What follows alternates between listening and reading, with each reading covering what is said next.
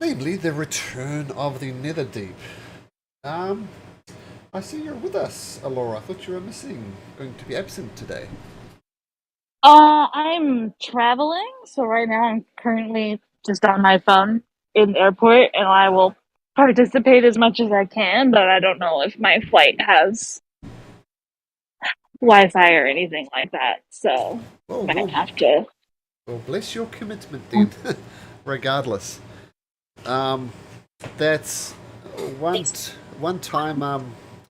A guy I was playing a game and a guy couldn't make it because he was flying on his way to Brazil, but he paid for his in-flight uh, internet and was watching the game on Twitch and texting in his responses. So your commitment is great, Carly, but it gets trumped by that one.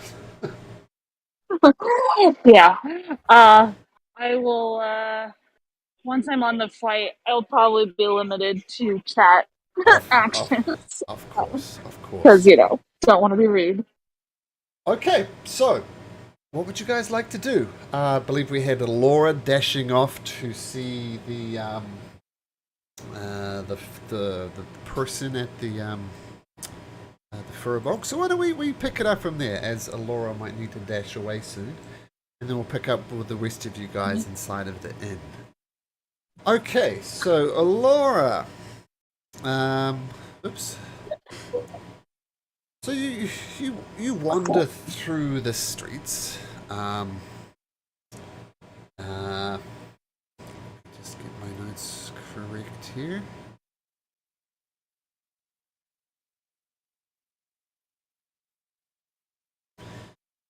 Okay, so you wander through the town. Things are depressing as usual. You see lots of you like drow with their children running around. And what strikes you as odd, kind of almost immediately, Alora, is people actually live here. There are people trying to get eking out some sort of living here. It's like, yes, you can understand why the military is here. Yes, you can understand why they need to defend against these people, the demons coming in, but why would you live here? As you're pondering this, you wander through and you come across a temple, which is this weird circle looking thing over here on the map. And um, and this looks like it was once a flourishing temple, constructed in a spiral type shape, but has fallen into disrepair, as it maybe people who tenanted have been um, driven away by demons. But it looks like, as you enter it, it's gone into some type of indoor farming plot. And glass crunches underfoot among overgrown weeds. Collapsed walls have been replaced with wooden shelves that hold earthenware pots. Numerous alcoves are being used as planters for stubborn flora. Just outside the fire enclosure, a smashed mosaic of stained glass sits in a splintered window frame, next to a withered skeletal tree. So, first roll of the night. Laura, can you make me a religion check, please? Sure. Mm, I hope I can. Um,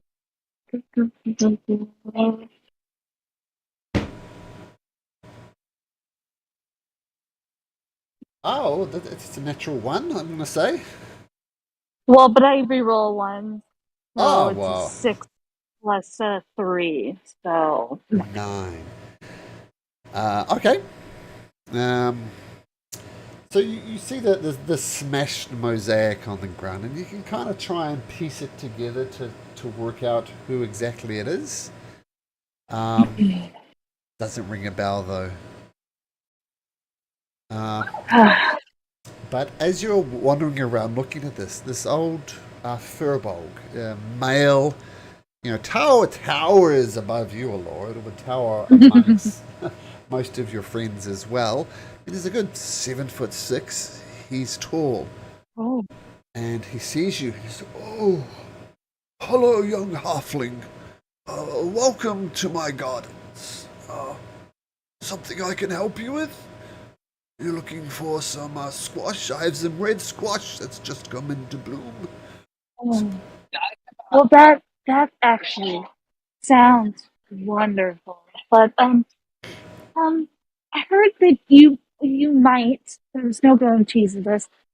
Be a person to see about getting some diamonds for revivify ritual. Like we're me and my friends are about to go into the Betrayer's Rise, which I've heard nothing but horror stories about, and I really like to be prepared in case something bad. So I'm trying to see if maybe you have any diamonds for resurrection purposes. Oh, well, young halfling, there is nothing I'd like to do than keep you safer. Keep you safe in the Betrayer's Rise. But unfortunately, I deal in squash. It's about all I can get to grow in this place at the moment. I'm afraid So, diamonds is just not my cup of tea, as it were. Speaking of tea, I I can mean, make you some tea if you'd like. sure. I didn't really drink anything at the tavern. I'm not much into alcohol. You understand? But tea would be lovely. Right you are. And he goes around and he starts getting some herbs and spices and starts brewing up some tea. He says, I heard you're going to the Betrayer's Rise. Um, I assume you seek fortune or knowledge? That's the only reason people go Well, down there. so I've been told many times. I'm actually I've been sent on a mission by my goddess. At least I think that she wants me to do this. You know, gods are very tricky and not concise in their wants from us. So I think this is what she wants. Who is she? Who is this she that you refer to? Oh, the Moonwing. Yes, Ah, the she's Moonweaver. The yeah. Moonweaver, respected deity. I've much respect for the followers. I personally follow the Melora, the Wild Mother, and Do but you? I mean, yeah. yes, I was. I love her. I was actually raised and spent a lot of time in a temple for Malor in oh, that is Wetsudan interesting. woods, but then I discovered my blessing by the Moonweaver. It's so very confusing, but I love Malor. She, oh, She man, she does she's provide. wonderful. She is wonderful. She does some things. Now this is actually a former temple, holy place of Avandra, the Changebringer. I hope to honor Oh, both deities by cultivating new life in the midst of death and destruction that haunts this place. I am trying, but it is I difficult. I'm sure they both greatly appreciate that. I imagine this is a very difficult place to bring any kind of life or light. I It's, appreciate your efforts, though. oh, it seems as if the people who the demonic influence on this place is making my job very difficult. But by the blessings of the Wild Mother, maybe even life can be brought apart in this place of death and destructions. I mean, you can only hope, right? That the light will push out the dark. Of course, light often triumphs over dark, but sometimes only just. Maybe the Wild Mother will bring life here. I Every will evening, certainly pay for that. I try and commune with the Wild Mother, and perhaps if she's got a message for you, perhaps you could come back this evening and we could pray together. Oh, yes. I mean, I absolutely. I would love to. And tell me, young halfling, have you come here alone?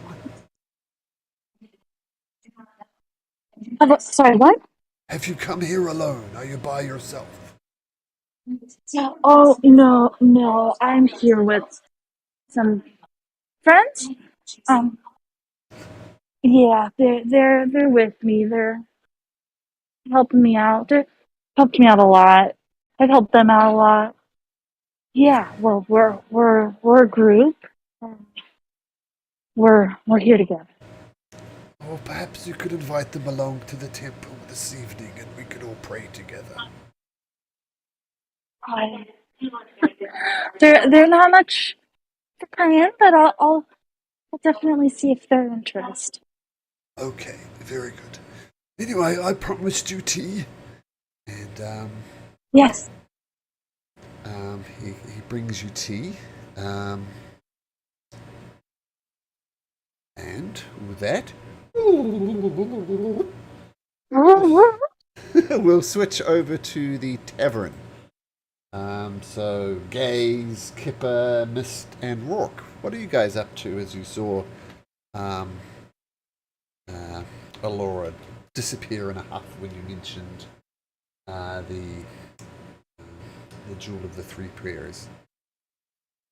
What would you guys like to do?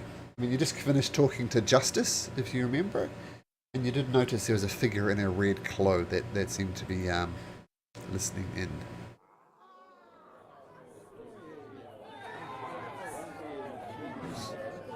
Yeah, so this guy looks like he was eavesdropping Yep, most on us. definitely. Yep. Okay. Um, I guess I'll ask Justice, like, kind of a little subtly, but like, do you recognize this guy? He's like got him staring over here a few times.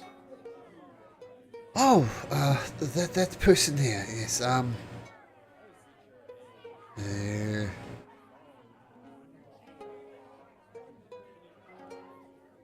oh, that person is Aloysius Telfin. Um, and you look over. Actually, I have some art here.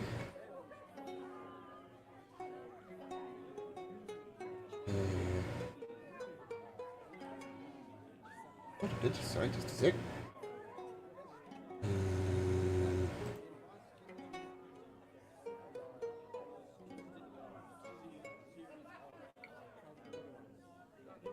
oh, no, I don't. But you look over, and uh, it's a gaunt figure. It's an elf of some type.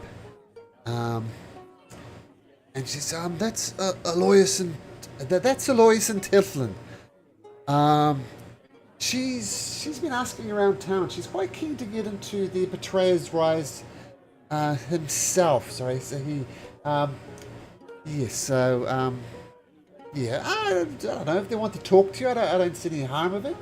You know, more people to learn from, more people to do.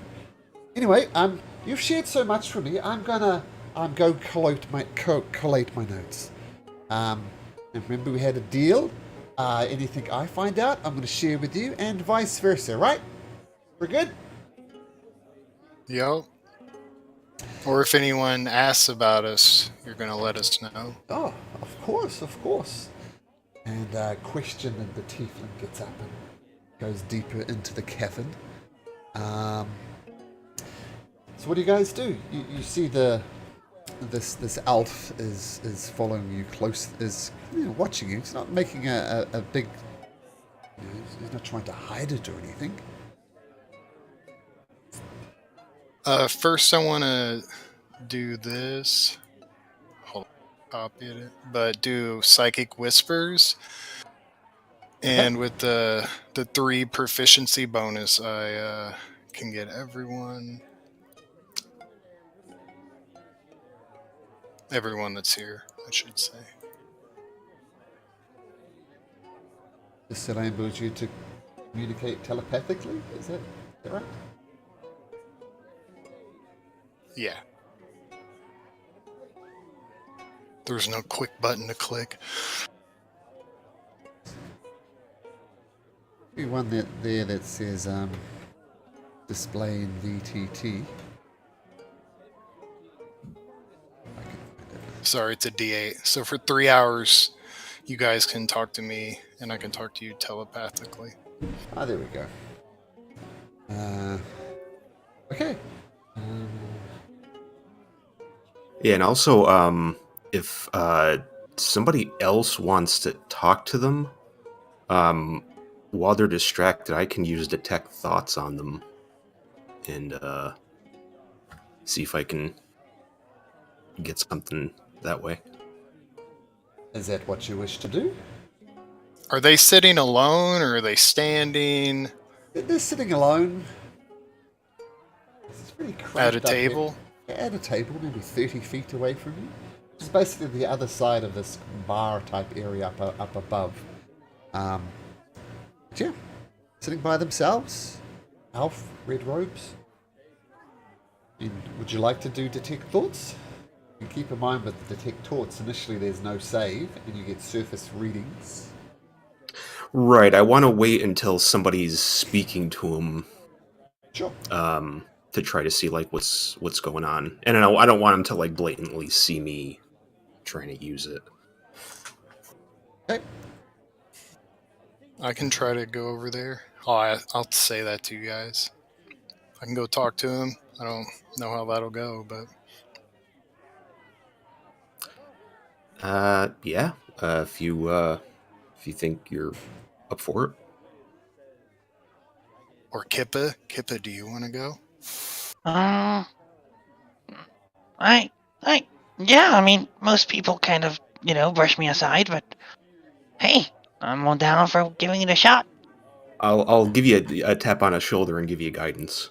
Okay, nice. We're now telepathically linked with you, right, Mist? Yeah. I will just ask, just ask about, on thoughts. I will just say, just ask what he heard, or invite him over, or just make small chat with him. Maybe a little small chat. Try to, I don't know, discern why he was watching us. He's very interested in what we're doing. Okay. Yeah, it's kind of like we saw you see us type of thing. Okay. Sounds good. And it's really crowded up here. It's busy. Yep. So if I got up at the same time, could I stealth in the bar? You can certainly try. All right, perfect. Yep. If you're in fact stealthy. Oh, there we go. 16. Oh my. Plus 11. Not a That's good ridiculous. Not a good roll. Only 16 on your stealth. Okay, so you get up from the table, Mist, and you kind of, I don't know, do some quick 180-degree turns and kind of disappear into the crowd, and you find a place kind of next to the bar, and the barkeep kind of is surprised to see you there all of a sudden, but you don't think anybody's really noticed you trying to effectively eavesdrop on presumably this conversation Kip is going to have with this elf. So you disappear. Okay. Cool. Yeah, I want to be in the elf's blind spot, but watching what's going on, seeing if people are watching the guy and Kippa. Yeah, with a 16, you slot straight into his blind spot. You can do that thing where you tap him on the shoulder and he turns around looking for someone there, and you tap him on the other shoulder and doesn't notice you. Anyway, so you got your back to the conversation. You're listening in. You head over. Yep. I'm gonna kind of run to him, not threateningly, just little running as fast as I can, and just be like, "Hey, Ooh. hey, down here, hey." Yes. I'm going. Oh well, we are a band of adventurers, and I think you noticed us talking back there. So, I don't know if maybe you're interested in some sort of mercenary work or something, or if there was a reason, or did we spike your interest? Did we seem capable, or something? And I'm gonna just try to go along that route and see. Well, you certainly do talk at 1,000,000 miles an hour, as my kobold friend. Apparently manners aren't something you're taught easily, but let me present myself. My name is Aloysius Telfin. It's a pleasure, Okay. absolute pleasure to meet you. Let me note those down. Give me a second, because those are too. Okay. Yeah. Yep. Nice to meet you, Aloysa. Your name is? Oh, right. I'm Keepa. Keepa the Kobold. Oh, Keeper the Kobold. It is my absolute pleasure to meet you. I can't help but notice you were having a conversation with a tiefling over there. I noticed your halfling friend that disappeared rather quickly when you mentioned something about a jewel of some sorts. I would very much like to talk to you in a little bit more detail about what you talked about. And please, friend, don't misunderstand me. I am here out of a genuine interest for what's happening in the Betrayer's Rise, and I think perhaps, anyway, I think it is best if I had this conversation with your friends. Perhaps I could join you at your table. I will send basically the message to, like, basically what he just told to me to Mist, and just ask if it's okay. Like, if they think it's wise for me to let him into the table. I guess I'm playing telephone. I'll tell Yep. Gaze and Rourke that, and I don't see why not. Just passing the note back and forth. Yep. Rourke out loud says, "Let who come to the table?" Oh God! Oh Rourke! No, it's in your head, buddy. I can hear you in your head, like you Okay. can hear me now. Yeah, these are inside words. Yeah, thank you. Well, I don't see why not. I mean, sure, come along. Oh, And thank you. I will invite him along, and if I see any sort of servers or anything, I will ask for drinks for the table. Okay. So the drow who's running this place does bring another round of drinks. Okay. I think I had prices here. I think it was 1 silver last time, but Tankard maybe it was of 1 beer, copper. a copper. A copper. Okay, I'll buy it. I'll buy a round. So that's 4 of us plus Aloysa, I think. Yep. Rourke throws down a gold and says, when that's gone, let me know when you need another." Of Right. course. The server grabs the gold pieces and brings you another round of ale. And Aloysian sits down and says, Aloysia says, "Oh, well, Aloysia. thank you for seeing me. I very much appreciate it. I tend to remember someone else around here as well. Your companions disappear on you regularly. Is that true? I mean, just a little off-putting, you know. First your halfling disappears, and then another one of your friends disappears. What's up with that? You were despairing. I mean, Right. I want to be right behind him as he's saying that, or she. Hey, Ah! nice to meet you. And I'll put my claw on his shoulder and then just sit down.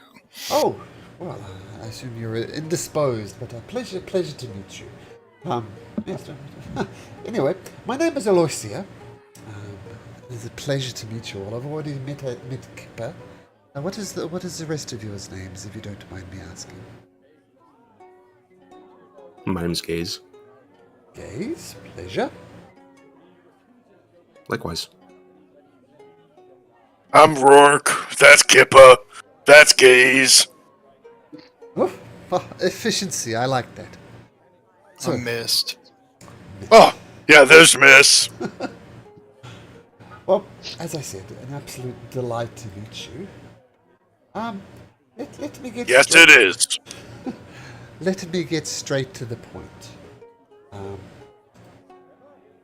Now, perhaps a little bit of advice might not go astray at this point either.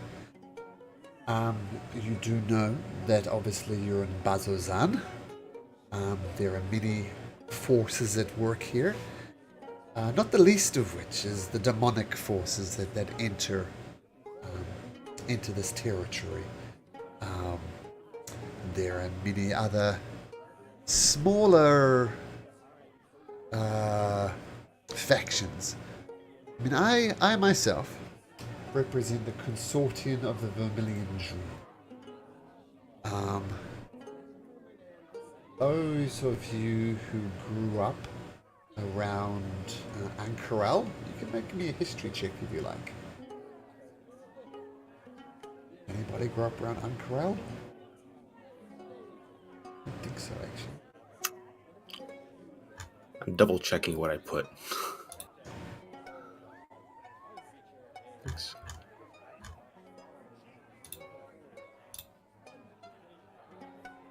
Nope, not me. So, as I said, many factions here. I myself are the consortium of the Vermilion Dream. My advice to you is perhaps be a little more judicious with information you so freely throw around. And I heard the conversation you had with questions, and he mentioned this jewel of the three prayers, and he mentioned that one of you had it. Those who know certain things would be very interested in this piece that you have. I myself have no such interest. Please, just be a little more judicious with your words. You Our have no Mag- interest. Can I insight check this person? Sure. What are you inciting exactly? What information? Just to see if they're like trying to get in good with us to get more information, or if are they trying to we get the sense that maybe they do want to try to get their hands on it despite them saying they have no personal interest in it. They definitely want something from you.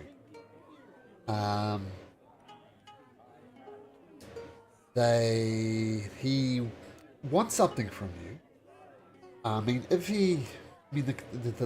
the larger point is if he knows what the Jewel of Three Pures does and exactly what it is capable of, which you guys are starting to get an inkling of.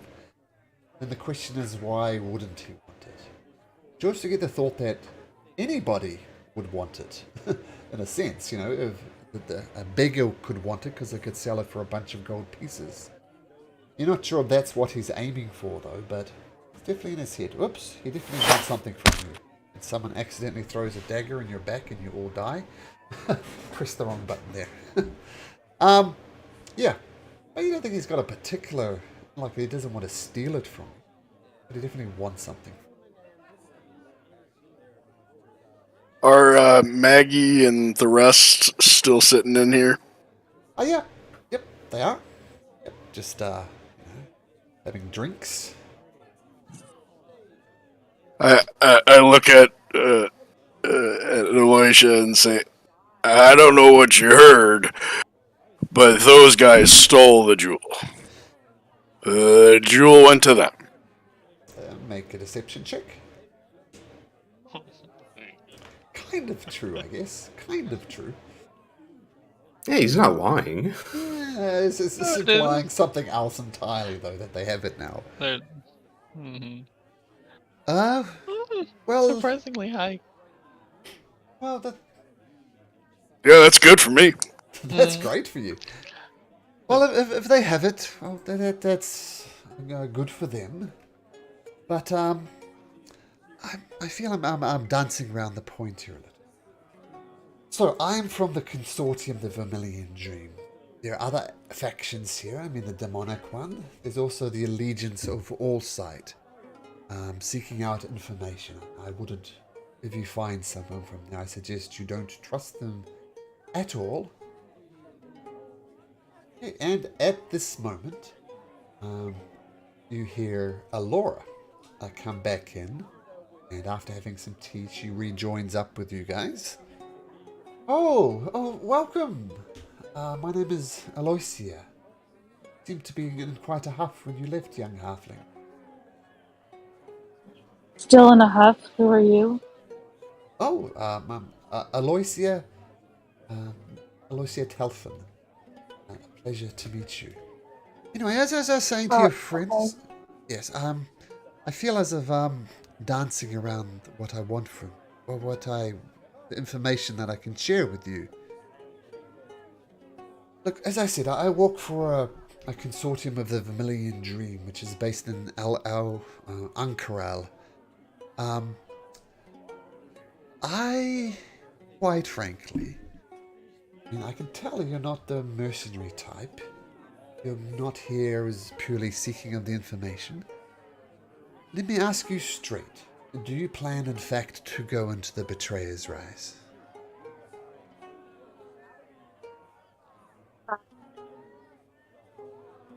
Why are we talking to this person?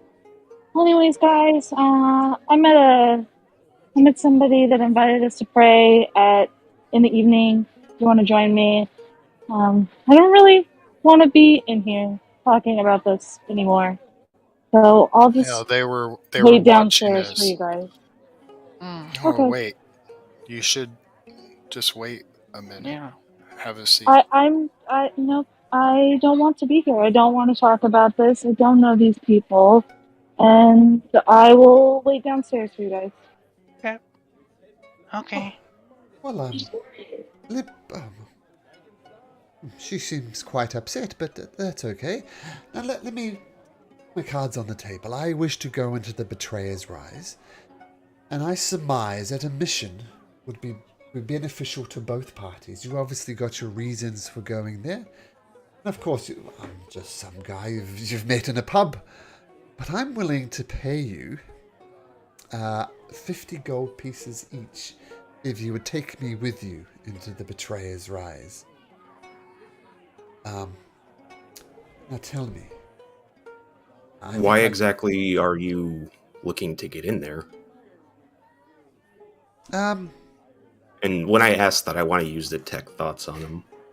Okay, so now detect thoughts, I look it up, requires a verbal, somatic, and material component, which is a piece of copper wire. Yeah. If you want to do it subtly, you're going to have to make me a sleight of hand check.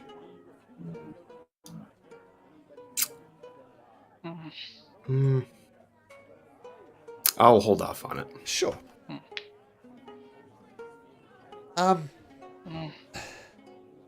Now, as I said, there is an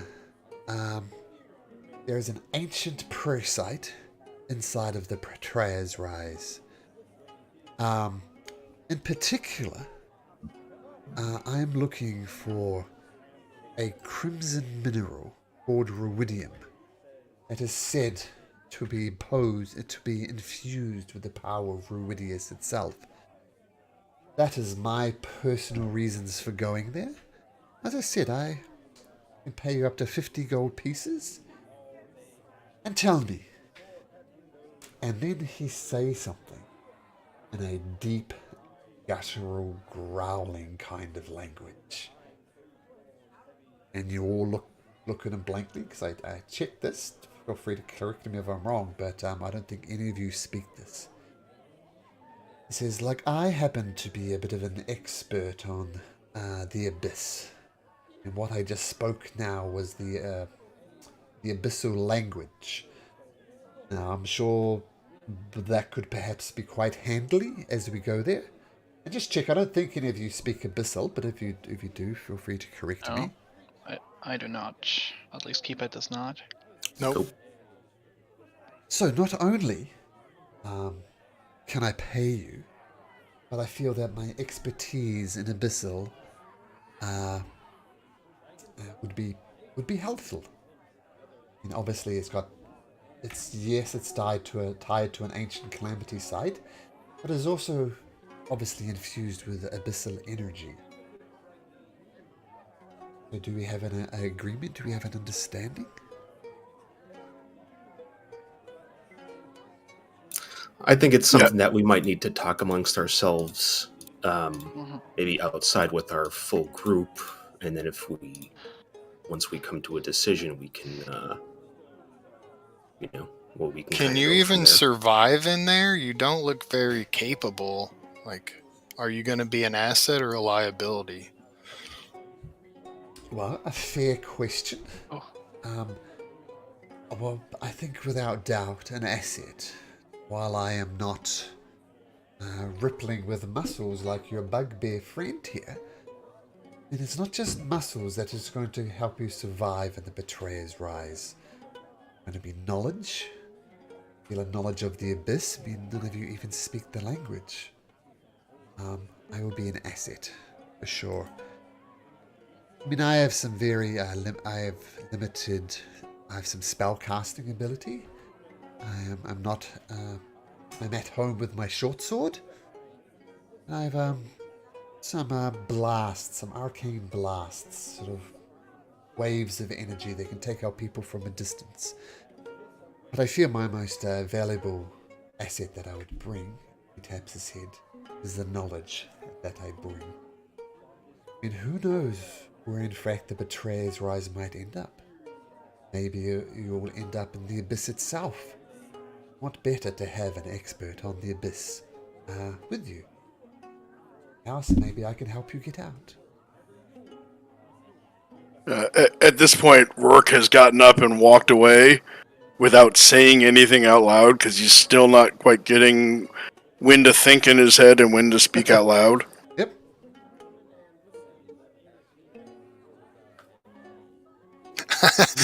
This kind of probably chuckles in your head. Be like, all right, Rourke. Like, I don't know if I was supposed to hear that or not. Well, well, my offers are on the table. I'll tell you what. I will be near the entrance at the Betrayer's Rise come dawn tomorrow. I have further information that I can share, but I need some guarantees that we're in allegiance. I would strongly suggest you bring forth with me. I'll tell you what, I'll make my case even more compelling. 100 gold pieces a person if you accompany me into the Betrayer's Rise.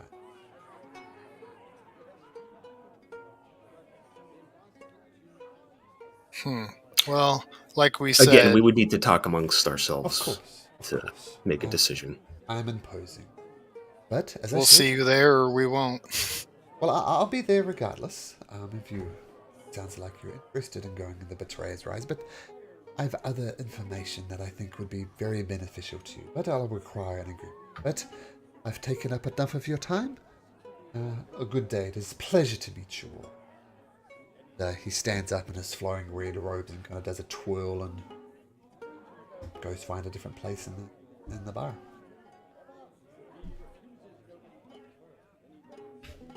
Yeah, seems like he was trying pretty hard to sell that. Yeah, I mean, he's got coin. But he's something seems Let's off go about find him. Alora.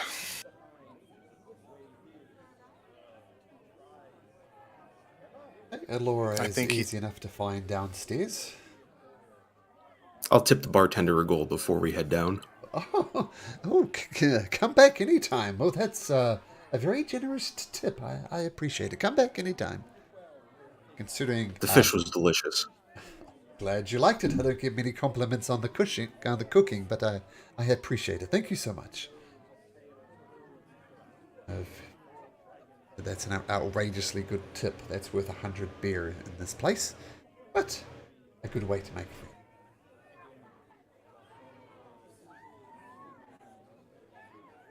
That soup was gross, bro. I don't know how you liked it.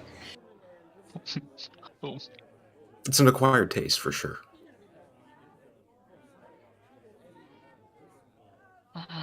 Rourke, of course, falls in with the group as they seek out Alora.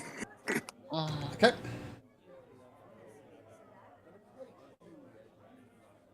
I'm assuming they found me. Yes, they did.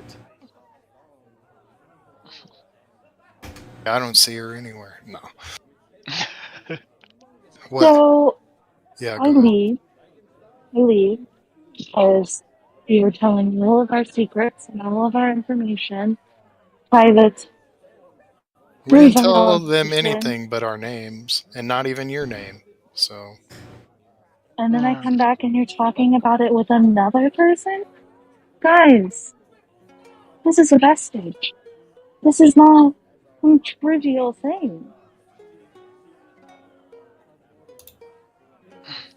Rourke shuffles his feet and looks at And the you're just ground. telling everybody.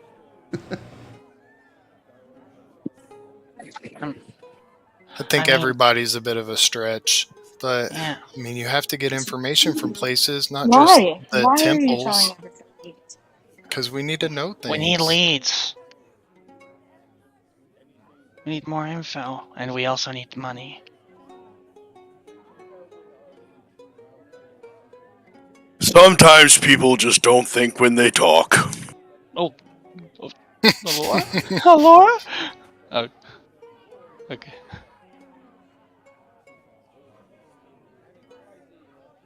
Laura? Oh. Maybe But she's you not on the said line? someone invited us to pray? Like, I don't... Oh, that's true. Oh. Are you with us, Alora? You having connection issues? Maybe her plane. Probably. Yeah, Oh, she's she also might in have the airport. boarded. Yeah. Alora, are you with us? All good? Oh. I'm just going to assume she blinks out right in front of us. Disappears suddenly. No. No, I think she's typing on Roll20. Oh, here we go. Oh no. Here we. I would say. I can. Oh no. Yeah. Just.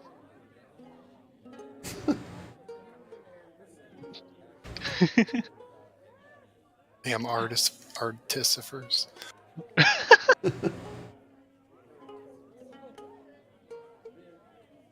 Oh, let us know when you can hear us. Yeah, tricky in airports, the best of times. I guess Especially on Wi-Fi, if you're going between like access points, it can. he can. Yeah. Oh, she's I guess, dropped out of. At least we. Dropped out of roll 22, so. Oh. Wow. Oh. Okay, let's just say she's angry at you guys for being so forthcoming with the information. I think that was the vibe she was getting. Mm-hmm. Sounds. Makes sense. Yeah, sounds about right. At the same time, this person already had. They literally had a drawing of it. They had information about it. They know more than we do. We got a pretty good read that they weren't trying to deceive us. I mean, eventually, as we get closer to our objective, we probably will find people who will either find a way to get it or to detect it. Yeah, I mean, unfortunately, us having this thing there's going to be risks with it for sure. If someone wants to steal it, they already have a way to steal it or to find it. I would. I mean, it's already happened once. Obviously, people are out to get this thing. Say, I don't know much about magic, but yeah, I bet people could find it. Yeah. Yeah. I mean, there are a lot of ways, especially, and all of this is telepathically for Kippa, for something so powerful. I just can't imagine. If they're powerful enough to take it, they're powerful enough to find it. Yeah. Rourke says out loud, if we're going to be talking, I guess we should always talk telepathically like this, so that there's no dangers of us saying anything we shouldn't where we shouldn't. Does Rourke say that out loud? Yes. Yeah. Oh god. That's great. Love it. You're right.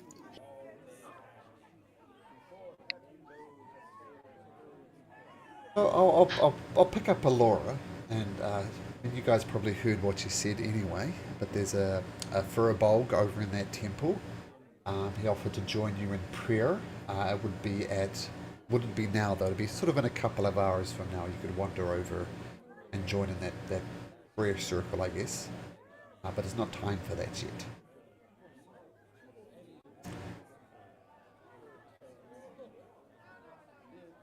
Yeah. Okay. Yeah, I mean, I guess at this point we can probably just head outside. Yeah. Could we Is there get anybody rooms and can't- take a nap?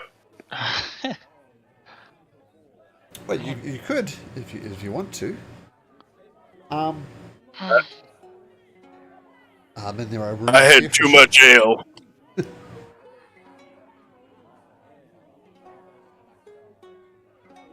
I mean, I'll Are just there point any? out- I'll Go just ahead. point out some other things that you saw around here that maybe you'd be interested in checking out. There. Oh, I'll just do it this way. At B6 there is some type of wall. You've noticed there's various trinkets alongside it as well. Up the top here at B2 is some type of.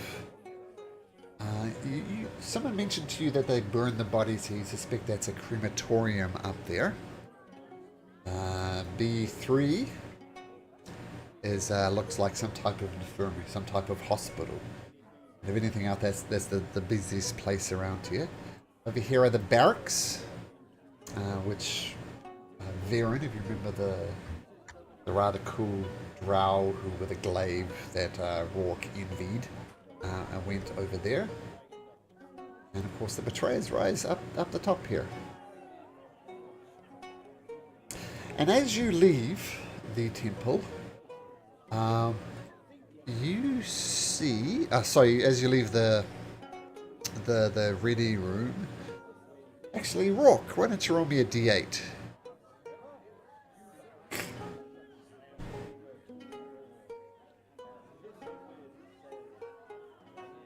Two.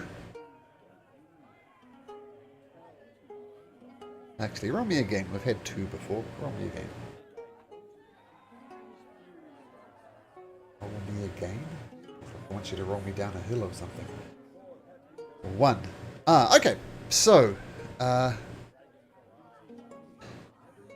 you see, an orc, with his two buddies, all of them dressed in the Aurora Watch armor, which is very common around here. And the orc has got one of his presumably drow fellow soldiers on one arm, and the guy's kind of cut down the middle. You see bite marks all over him, and you suspect they got caught up in the gibbering mouther attack like you did. And on his other hand is another drow buddy who looks similarly beaten up, scarred, and the orc is just struggling to carry both of these bodies, and he's heading over to the infirmary over here. So, would you mind giving me a hand, please? These soldiers Rourke are hurt. immediately goes to help. Rourke immediately goes to help. Oh, bless you. Yeah. You grab my friend here. I I'll wasn't take just this one. But please, we've got to get them to the infirmary. Thank you. Does either of them look critically injured? Like close, like really close to that? Hey, give me a medicine check. All right. Cool. One drow, which the orc is holding up by himself now. You can see him kind of lolling, fading in out of confidence. And he looks pale, which is a hard thing for a drow to do. But he looks as if he's lost a lot of blood, and without medical care, he's not going to survive much longer. The other drow is not too bad. Okay, I'm gonna be like, put him on the ground. Give me a second. Trust me. What? You're a healer? Just give me a second, and he's gonna pull one of his like flasks with. He's good at with the this. heal. Let him do his let him work his magic. Make me a persuasion check at an advantage with the assistance of your friends. Okay. And okay. Everybody give us room. And you see some other people come out and are watching the scene of this poor drow. And you notice some of them are mothers with an aprons around their drow, kind of tending to their children, and they kind of pop out. Plainly not members of the Royal Watch. As I said, there are people here who just live. And the orc says, "Oh, okay, lay him down, give him room. He looks at you expectingly, Kipper. And he will pull as everybody's looking. Like Kipper's gonna be like, oh, a little bit nervous of all the eyes, but he's just gonna pull his elixir of healing, which is his last elixir he made that day. And I will shove it down his throat, pretty much. What is... And Oh. I made this, don't worry. Okay, and what does it do functionally? It is pretty much a potion of healing, but instead of a +2, it's plus my intelligence modifier, so it's a 2d4 plus 3. Okay, roll me a 2d4 plus 3 then. 7. Not bad. Okay, so you pour this elixir of healing down this poor drow's mouth, and he kind of chokes a little bit, like I'm choking, and I thought you were role playing it. no. Go towards the light. And he coughs and he splutters, and you feel the. It sounds weird, but the darkness returns to his face. Drow, very dark skin, obviously. And you see some of his wounds, these grievous wounds, these bite marks from these gibbering mouthers. And some of those wounds heal up. Okay, and he gets up. I'm just reading Zalora, but I don't agree with telling. Oh. Okay, so not telling everybody we meet about the vestige and the furbolg for evening. But anyway, the drow, the colour gets back to his life, and he looks up and he kind of wipes some of this elixir from his mouth, and he says, "Oh, why, thank you, thank you. That feels much better. My friend is injured. Let's bring him into the temple. Come on." Yep, I think Orc has that, right? Orc? Yep. Okay, so the drow, obviously a lot better in life, a lot better in health, brings him up, and he goes into the infirmary. And you see inside, it's a dilapidated building like much of the place around here. And the walls are lined with shelves that hold old books and medical supplies. The floor is crammed with narrow cots. There is a small office in the back, its store ajar, and the area reeks of medical supplies. Now inside, you find another drow, which is very obviously a priest, and chatting with another young female drow, whose Aurora Watch armor is stacked nearby, and other wounded patients. Most of them are asleep, and most of her asleep in the cots. But when you see her approach, she says, "Oh, another injured person. I'm afraid we don't have any cots, but lie him down next to this gentleman." And you see this gentleman is not conscious. He looks fairly grievously injured. He's been bandaged up lots. Just lay him next to him. He won't mind. And she immediately gets to work, starting applying bandages to him, some salves, anything to comfort him as best he can. And she just ignores you until she feels she is stabilized. And she says, "Oh, well, I'm sorry for not introducing myself. My name is Bazzozxan. I'm the local healer here. Thank you for bringing in the patients. I appreciate it. I'm a little bit overworked, But thank you for bringing them in. And can everybody who feels they know a little bit about religion, please make me a religion check.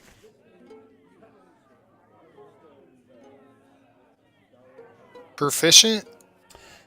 Yeah, let's say proficient in religion. Nope. Not keep it. Yes, let me have a quick look. Yeah, I think at- Allura would be the one for that. That's Yeah. that's an Allura thing. Yeah. Yeah. Okay, I'm just going to look up Alora's character sheet. See if she's proficient in religion. She is. Okay, so I'll make a roll for her. See what she gets. Yeah, while she's proficient in religion, she doesn't recognize the holy symbol that is on this person's place.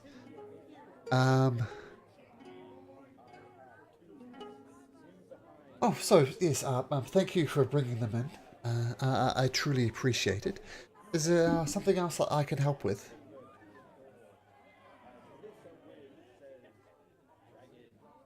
No, these men asked us to help bring these the injured people here. Oh, much appreciated, as you no doubt know. A constant attack by the demons. And you not Is there wearing- anything we can do to help you? Well, if you could help out around the place, provide comfort, anything like that would be most appreciated. You're not wearing Aurora Watch armaments, I notice.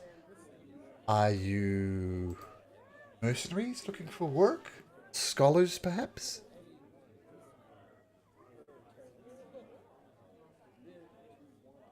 Definitely not scholars. We're adventurers. A bit of a mixed bag. You're adventurers. There is whoops. That, Was it? that was ominous. I was gonna say, did some Origis go about her? Did what, sorry? No, like when the music kicked, some dark Origis started emanating from her. No. I don't like adventurers. I don't like adventurers. And then some demonic possession comes up. Are you adventurers? You say. You mean, what are you looking for? Fighting with demons? I'm a bit confused. That's right up my alley.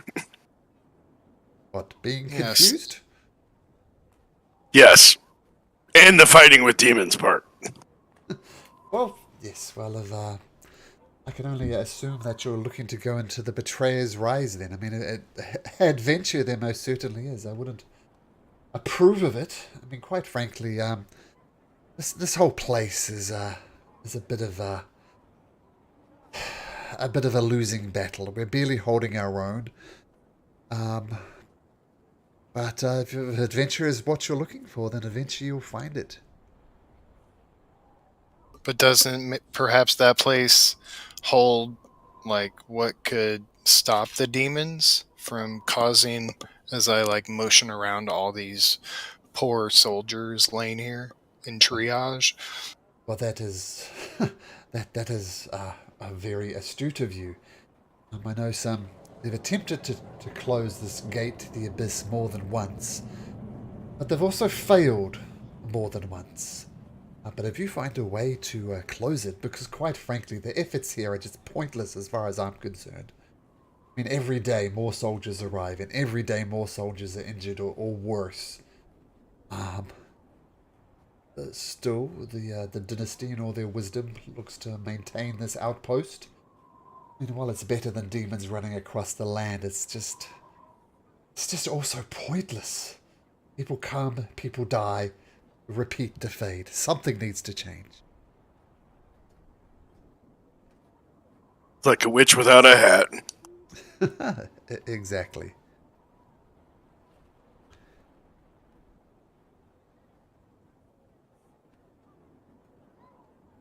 Well, don't worry, we'll change it.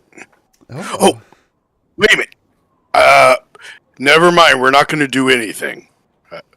Hey, what are we supposed to tell? Can we tell her that what we're doing? The last bit is telepathic. No. Okay. No. Shh. No, I think it's. Look, I'm I think here we to already help. found knowledgeable people. Look, I'm here to help. I know bits and pieces.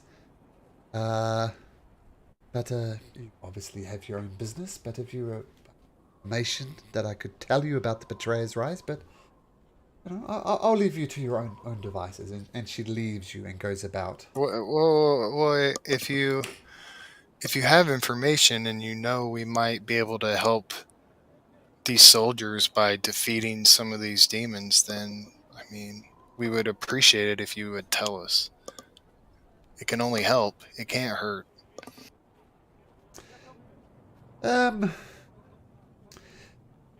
Well, one thing I can tell you about the Betrayer's Rise is it's extremely difficult to get into. There's a gate in the front of it, and try as we might, try as various scholars, various rams, it is people are unable to breach the main gate to the Betrayer's Rise. What there is, though, is there is a very long drop straight down into the heart of the Betrayer's Rise. That's a good 1,000 feet or so down, though. It's unless you have some type of magical ways to lowering yourself gently, I'm afraid that it's very difficult to get into. I know it's got deep ties with the Calamity. I did some reading and some research, and various scholars came through. In fact, some of them shared some information with me. There was a guy called Aloysia Telford. He came in asking me about what I knew, because some of the soldiers did manage to get in, and even few of the soldiers made to come back. He was very interesting. There's also another fellow called Prolix Yusuf. Prolix Yusuf is very much of the scholarly type. He's interested in information. I don't think he's both interested in information. Put it that way. I mean, I think them both reckless. I think them both naive. They're perhaps looking to get information from the Betrayer's Rise that I think is perhaps best well left alone. But I was talking to them, and what I've learned about the Calamity and the Betrayer's Rise itself, long time ago, there was a hero of the Calamity, and this is just, I'm not sure if this is 100% true, so keep this in mind. But long ago, a hero from the Calamity, he begged for aid from 3 different gods in his time of need. There was Avandra the Changebringer. I was one of them, and I think, if you could help me, says Malcolm, I'm always confused how to pronounce this name. Sihanine? Sihanini? I don't know. Your first shot sounded pretty Yeah, good. sounds accurate to me. Yeah, that sounds probably the closest, yeah. So let me backtrack. So long ago, a hero of the Calamity begged for aid from 3 different gods in his times of need. There was Avandra the Changebringer, was one of them, and I think Sihanine the Moonweaver was another, and the third one was...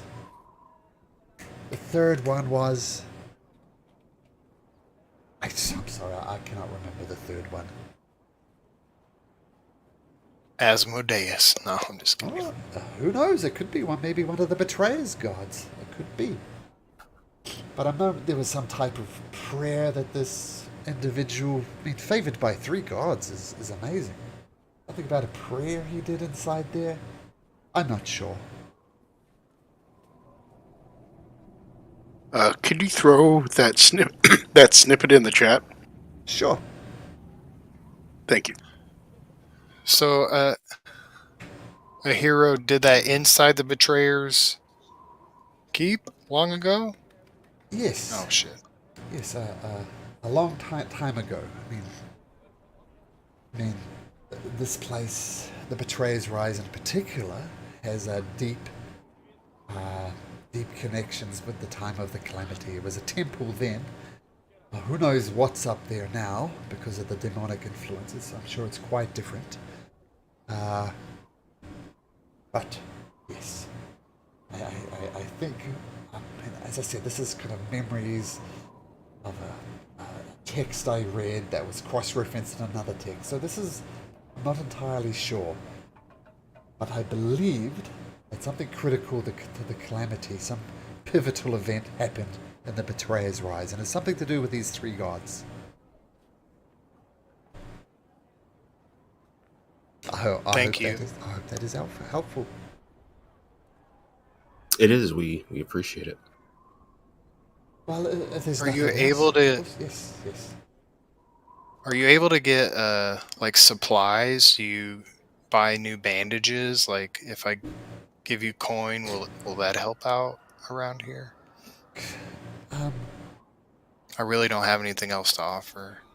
Well, coin is, quite frankly, it's not very useful. What we need is medical supplies.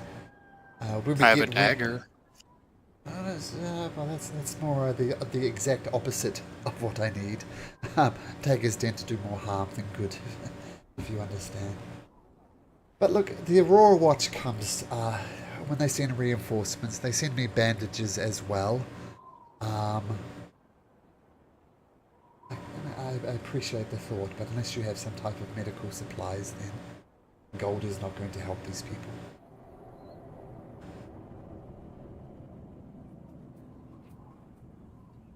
I don't. You guys got some fucking medical supplies or what? I mean, I can heal some people if anybody's Yeah. hurt, but I don't have any Oh, actual you could give medical her supplies. some good berries.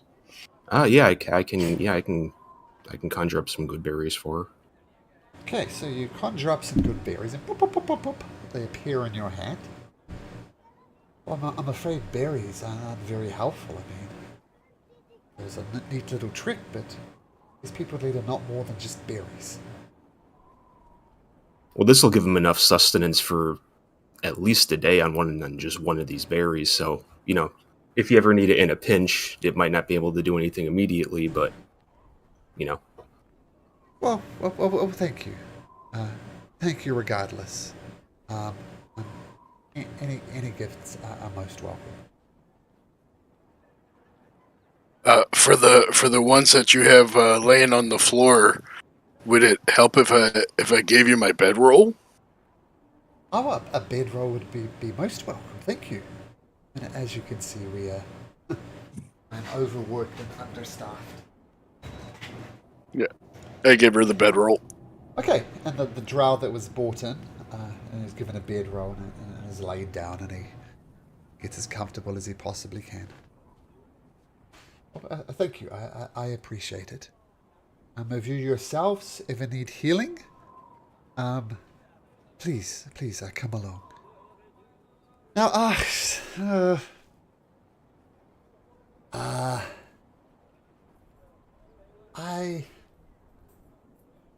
you seem like nice people. Are giving gold and other bits and pieces. I hesitate to say this, but I think I'm going to offer it anyway. I have this spell scroll that I could send you, sell to you. I'm afraid I couldn't give away for free. But any creature that you touch when you use this spell, if they are tired and down on their luck, it will bring them up a little bit. It will even stop someone who's under the petrified condition. Like if they're locked up like stone, it will do that. It will remove curses. Will basically heal damage that has been done to you that normal healing wouldn't help. Perhaps this would be How much you want for it? This is why I'm hesitant. It's a very valuable scroll and ask 500 gold pieces. As useful as it is, I think that's a little bit out of my price range. Yeah, I think it's out of all of our price range together. Yeah, but Maybe we'll on the keep in way mind back, if we do end up needing it, and the come across a coin. yeah, Yeah, maybe if Eh, perhaps one of your friends get petrified or something, then you know where to come. absolutely. Okay, well, the offer is there, so you know what you wish to do. But if you forgive me, I have more patience to tend to. Thank you. Yeah. Okay.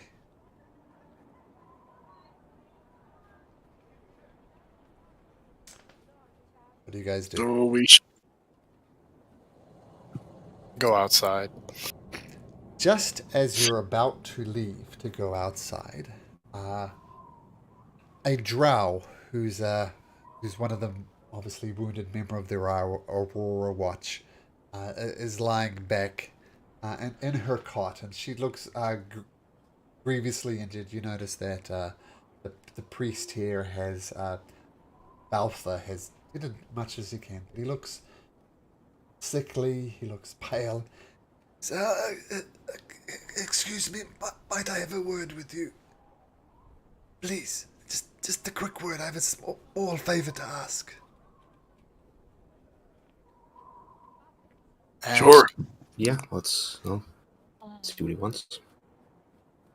So you wander over, and as I said, this drow is injured quite gravely. It looks doesn't have much left onto him, but she does manage a weak salute. And just down by my bed there, there's a satchel there. Would you mind handing it to me, please? Sure. Sure. Okay, and she reaches into her satchel, and she spits out a small tiger's eye. Tiger's eye is a type of gem, and it's carved in the shape of a rabbit, and there's a name on the bottom of it, and the name says Navin.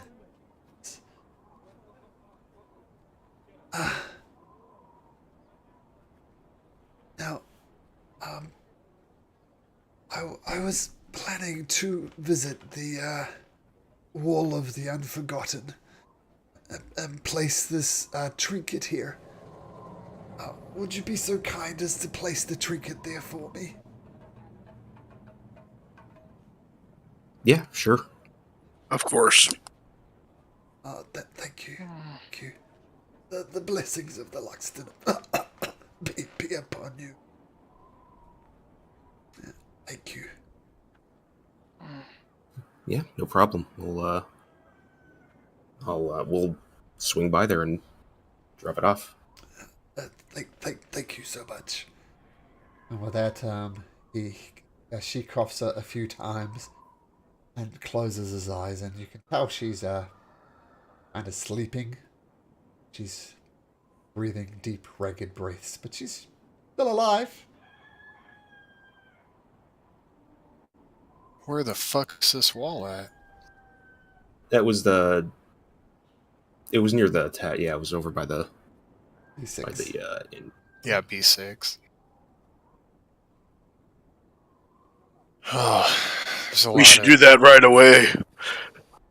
Rather not Yeah. carry that around. I agree.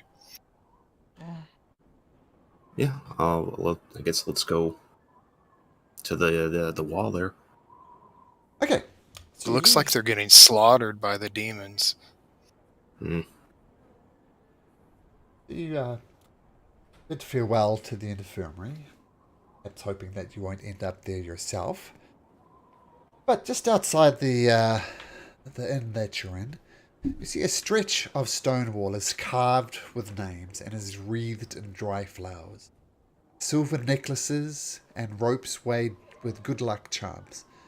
The ground near the wall is cluttered with trinkets they left there as offering. A drow of the Aurora Watch prays near a corner of the wall. And you see this drow that's praying. You see he's obviously praying, and his face is just almost crisscrossed with scars. His left leg from the knee down seems to be some type of intricate prosthetic limb carved from some type of black rock and ringed with bands of pale purple light. Yeah, and he's praying there. What do you guys do? Does he look like the? Were they both part of the, like this guy? Does he look like he's part of the Aurora Watch, or is he just like a random priest? He's not wearing any armor, so you suspect he's a priest. Yeah, I guess I'll just say, hey, we someone in the infirmary asked us to place this here for them. Look, please be respectful. Be a little bit of respect. They've earned their rest, and they deserve to have their rest honored. Just walk gently. Speak quietly. Jay. Oh, sure. And the drow kind of glares I guess at I'll you, just kind of wandering up to this place. And sorry, what do you do? I guess we're just gonna put the thing he gave us on near the wall. And as you place this token, almost his harsh demeanor changes. Oh, I'm sorry I'm so curt, but this is an important place for the soldiers. Obviously, these are difficult times with the constant demon invasions. But a lot of the soldiers here have taken up the recent practice, particularly the younger ones, that the soldier is not too sure of living long enough to make friends. Not enough friends to hold a memorial for them anyway. They arrange for a keepsake to be placed here, on the wall or by the wall, as a place of honor. You've obviously met someone. I suspect they were close to death. Is that true? I mean, they look Hey, pretty. Mike. They didn't look in good shape. We tried to do what we could for them, I believe. They were still holding on though. Did he offer you gold or coin to do this for him? No. No, Not yeah, really. no. He just kind of asked us to drop it off, and I didn't really see any harm in it. Oh, that is nice. I mean, any small act of hope, is more than welcome. Might I ask you to sit down with me just for a minute or two? Do you know what this person's name was? Was it Naven was the name? It was, yeah, David. Yeah. Well, if you'd be so kind, perhaps we should all sit together and just... No, maybe you don't know him. Well, I'll assure he's appreciated. We pray for Naven as he struggles. So, if you wouldn't mind, could you all please sit down and pray with me? If there wouldn't be too much of a problem? Sure. Rourke will sit down and in his head say a prayer to Cord. Sure. Okay. Mist, are you joining in as well?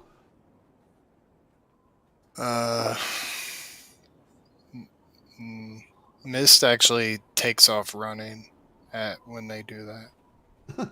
Literally running? Yeah. Okay. So Mist, you turn around and just leave rather abruptly. Kipper? Keep is not much of a prayer, but well, for the dead or the soon to be dead, he will. Gaze? Yeah, I'm not the most religious guy, but I'll do a pay respects and whatnot. Sure. Okay, I'm going to say that Alora would probably do it as well. So he kneels down. You take positions around him, and he just pray to whoever God you feel comfortable with. But please do it silently. I think a couple of minutes, more than that. You'll sit down, crouch down, kneel down, prostrate yourself. Prostate. I feel I'm saying the wrong word. you lie prone. And you just a couple of minutes, and eventually, he stands up. I thank you all. Not sure why your friend was so upset, but to each his own.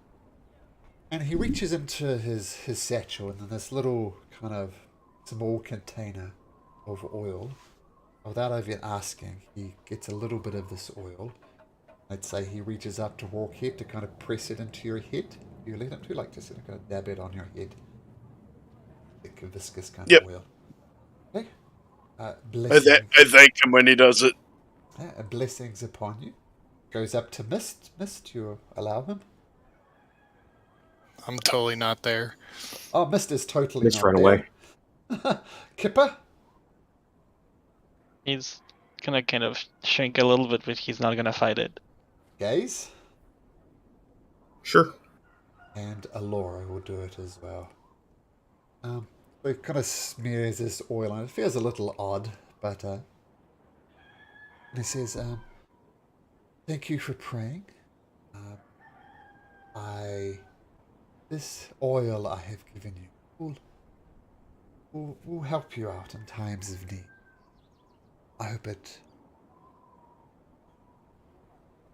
But I have more prayers to do, so unless you have any questions for me, I'll let you go on your. Oh, Take care. Of course, thank you. And, What? Yeah. Okay, what Take he care. mechanically did for you is give you all a mote of possibility. And if you're familiar with Critical Role, you might know what this do. But anytime, as a reaction, you can expend this mote of possibility to allow yourself to re-roll a d20, and you must new roll. So it's a mote of possibility. Oh, nice. Okay. Okay. And it's a one use. One use, one and done. I'm not sure. Check. I thought it might be a magic item on D&D Beyond, but it's not. Just take a note of it. Mote of possibility. In any D20 ability check, saving throw, attack roll, any D20, but it just does cost a reaction. The only thing. Nice. Mist, where are you running off to? Just going through that mist, ran straight back to the infirmary to try to find Naven. Okay. So while these guys are praying, you definitely have the opportunity to dash back. And Naven, you burst into the infirmary, and Naven is still there. He's not conscious, he might be sleeping, might be something more serious, but you see him taking ragged breaths. Not well. Yeah, Mist just goes up by the cot and sits there, puts one of his hands on his shoulder and just sits there and waits for him to whatever happened till he passes. Okay. So while these guys are having this conversation, a good 10 minutes go by with your hand gently on this dying drow's shoulders. Their breath is becoming more and more ragged. Actually, make me a medicine check.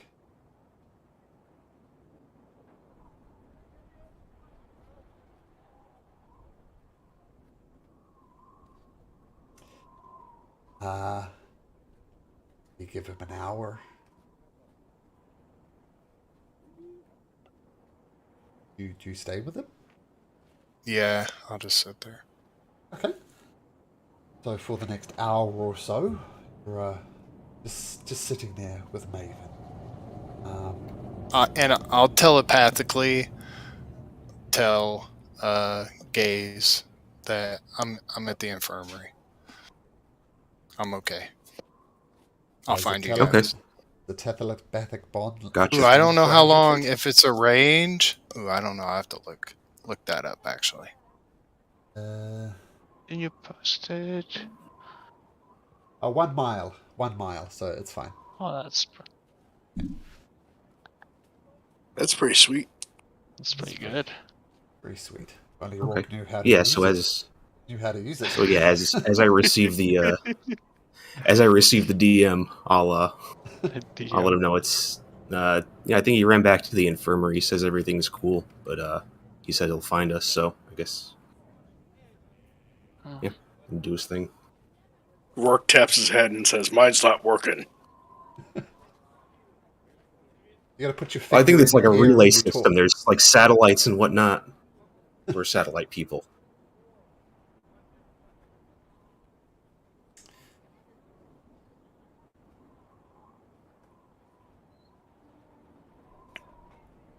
Okay. Is it time for us to go meet with the people that Laura wanted us to meet with? No, it's not.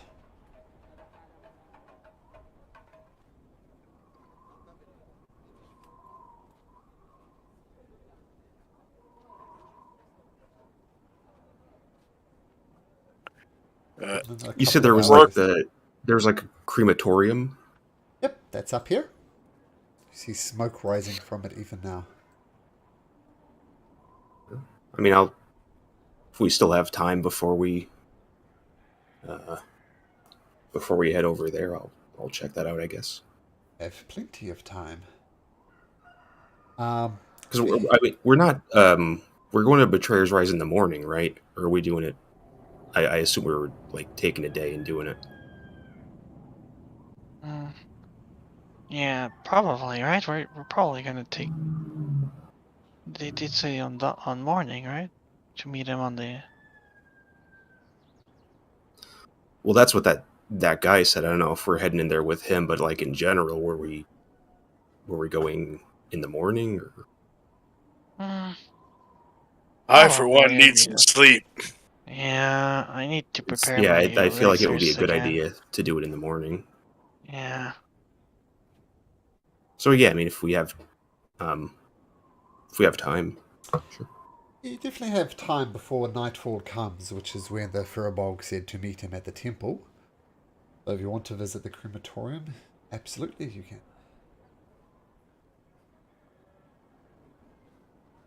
Okay, sounds like you're going over here. So you wander through the streets. I mean, Nobody said no.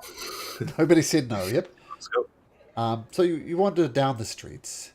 As you're approaching the crematorium, you see a bugbear.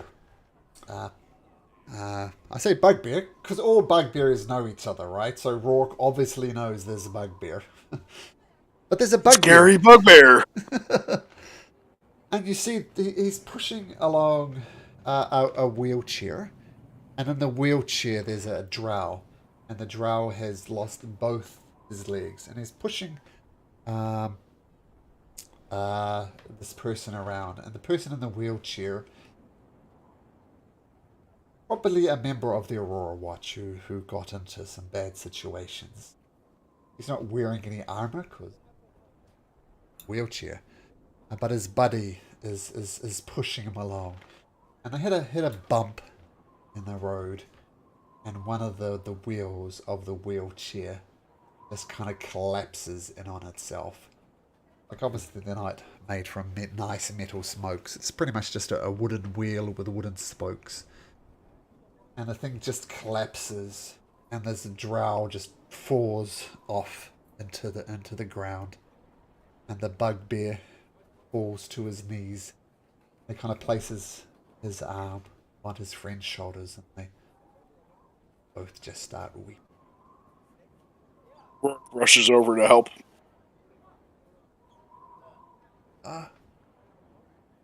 How do you help?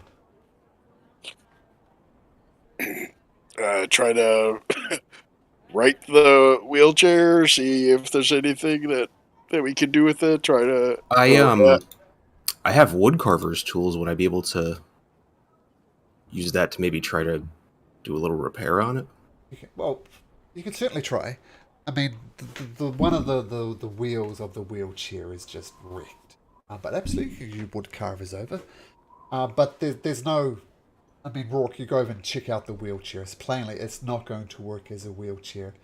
And but you rush over, Rourke, and this place is just too much. And they're holding each other and kind of weeping. Obviously, it's hard to see your buddy lose both their legs and then the wheelchair you built them to collapse. I just leave us peace. Oh, just let me die here. Just let me die. Is there a place where I can get you a new wheel, or I can get a new wheelchair for you? That's very kind of you.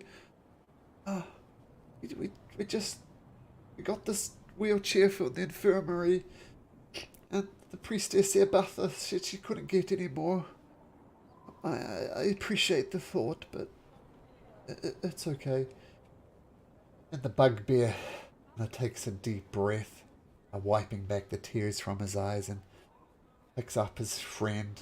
Goes a few steps, then stumbles himself and falls over. Tries to do it again. Who was trying to repair the wheelchair with the woodcarver's tooth? Who was that? Me. Gaze. Okay, so Gaze. Can I somewhat help him? I have smithing, so if he has some metal, I could help him with it. Like he does the wood, I do the metal. I don't know what the wheelchair is made of. That's wood. The whole thing's wood. Only wood. Yeah, which Okay, I maybe cannot explain help. why Yeah. it collapsed under. So why don't you make me a woodcarver's check, Gaze? You can choose what to use. Intelligence, wisdom, dexterity. Make that appropriate check and add your proficiency. So let's see, +3. +3, so it's a 14. You look down on it, and you know it's going to take a good 30 minutes or so to get it functional, but it's very doable. And I assume you start trying to piece it together and cutting notches in wood and making joints and stuff like that. Yeah, I'll do it. Okay. Work offers to help carry the friend wherever they need to go while the wheelchair's being worked on. Okay, so you pick up the drow. The bugbear is obviously exhausted. He's had a rough time, and you ask where they were going. Yep. And the drow kind of grabs hold of your armor. I've literally nowhere I need to go. I've nowhere I need to be. Maybe just throw me into the sacrifice engine. I'm no good to anybody.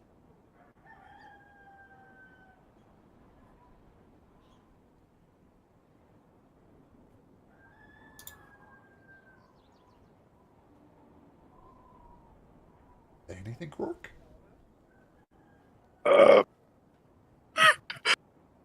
Don't know what to say to that. And he doesn't respond and just holds, but doesn't tell you where to go. Nowhere to go. Nowhere to be. Suppose we'll just stand here and wait while he works on your chair. Doesn't protest. Doesn't say anything. So Gaze, you continue to work on the chair. Kippa? What are you doing?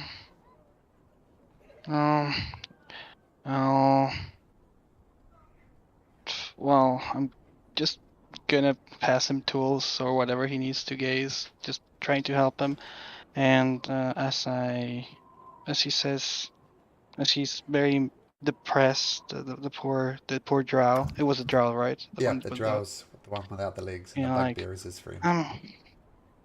I mean, if you were no good to nobody, I don't think your friend would be there with you, right? He's a good sort. It's true. By all accounts, I should be dead if not for bugbear friend. Things may be different from now on, and it will probably get much harder. But, you know, you guys are still here. Both of you. Me a persuasion check, if you like. I'll give you advantage since everybody's trying to be supportive at the absolutely miserable drow. Ugh. With a plus Can 5, I- that's a bit of a shocker. Yeah. I Now, I'm throwing this out yeah, there. You don't have to if you don't want to, but you do have a motive possibility.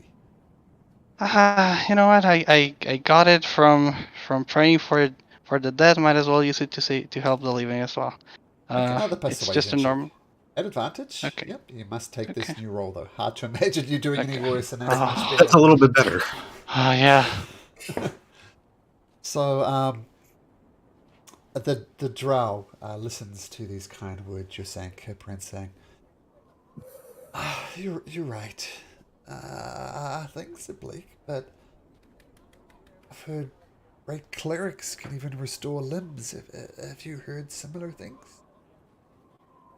Yeah, we actually have a good cleric, but I don't think she's quite there yet. But from stories, that's a very real possibility for you. Well, maybe if your cleric friend becomes more powerful, perhaps you could visit me. My name is Varys. Varys? Okay. And he kind of holds one of your hands and kind of holds it with both his hands. Varys. Don't forget me, please. Varys. Mrs. Varys. I'll remember it. I'll make sure to remember it. Thank you. I guess if nothing else, I have the gift of friendship to give my over there. That's not nothing, right? That's everything. It's everything. Thank you for your kind words. It's hard to not get depressed in such a place, but thank you. And by this time, One day at a time. One day at a time. And by this time, I gaze. You put the final kind of spoke back into it and reattach it to the wheelchair. Now it's at least as good as the wheelchair that you saw when you saw that it collapse. It's at least as good as that. Hopefully in the future we could do something more for you, but looks to be at least a little bit more functioning now.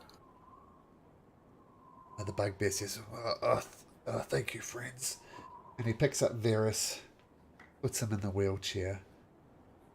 Says, we have nothing to thank you. I thank you with other than our gratitude. It's nice, at least there's some cold, kind souls in this dark, dark place. Yeah, no problem at all. Take care. Okay, and the bugbear gets behind the wheelchair, and when you happen to be fixing it, you kind of turned it around the opposite direction to which they were going. Like they were heading this direction here. As they start wheeling away, they start heading in this direction here. Completely opposite in the direction they were heading before.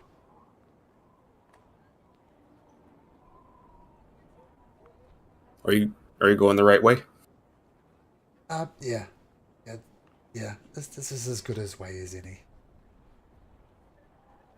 You can't help but remember the words of the drow, and that have nowhere to go in particular. Direction is just as good as any other.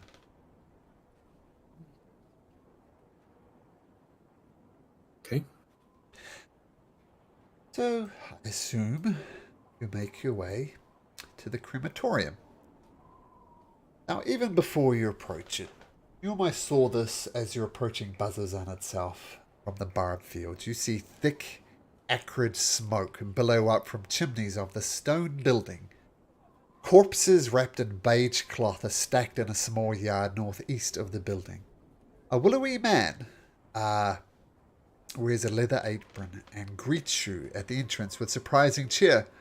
Ha ha! New bodies for Bazzozxan, I see. What can I help you with? What's going on? We're just kind of passing through, and I saw this place from a distance and thought I'd check it out. I kind of hear this is where you bring people after. Yep, and trust me, business is booming. Perhaps I might see you guys in a few days. Huh, what do you think? Are you here mercenary work? I'll give you a 10-day at best. Well, we're, like I said, just kind of on our way through. You're passing checking out, through we're the locals. What are you passing through Bazzozxan for? We seem to have passed to Bazzozxan instead. I understand people get drawn here for different reasons. And behind him, you see a giant of a man, muscular, blue-eyed, with a short crop of hair and a missing arm. And he's just going about kind of moving bodies around. So look, well, this is a crematorium, right? It's a place where dead bodies come and get burnt to a crisp. People question me about my demeanor, about why I'm so cheerful. But if you don't have a smile to your face, you end up crying, right? And I'd rather laugh than cry. Am I right? Yeah, I feel like that you have to do that to keep sane around here. Well, sanity.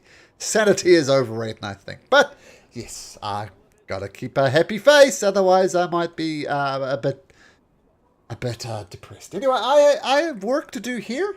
If you've got a strong back, maybe you can help me put some of these bodies into the burner. That would be very much appreciated. I'm personally not the strongest, but I'm happy to give you a hand. Kipper, that would have been very useful, just looking at your whisper there, but that's okay. Can everybody just make me a quick insight check, please?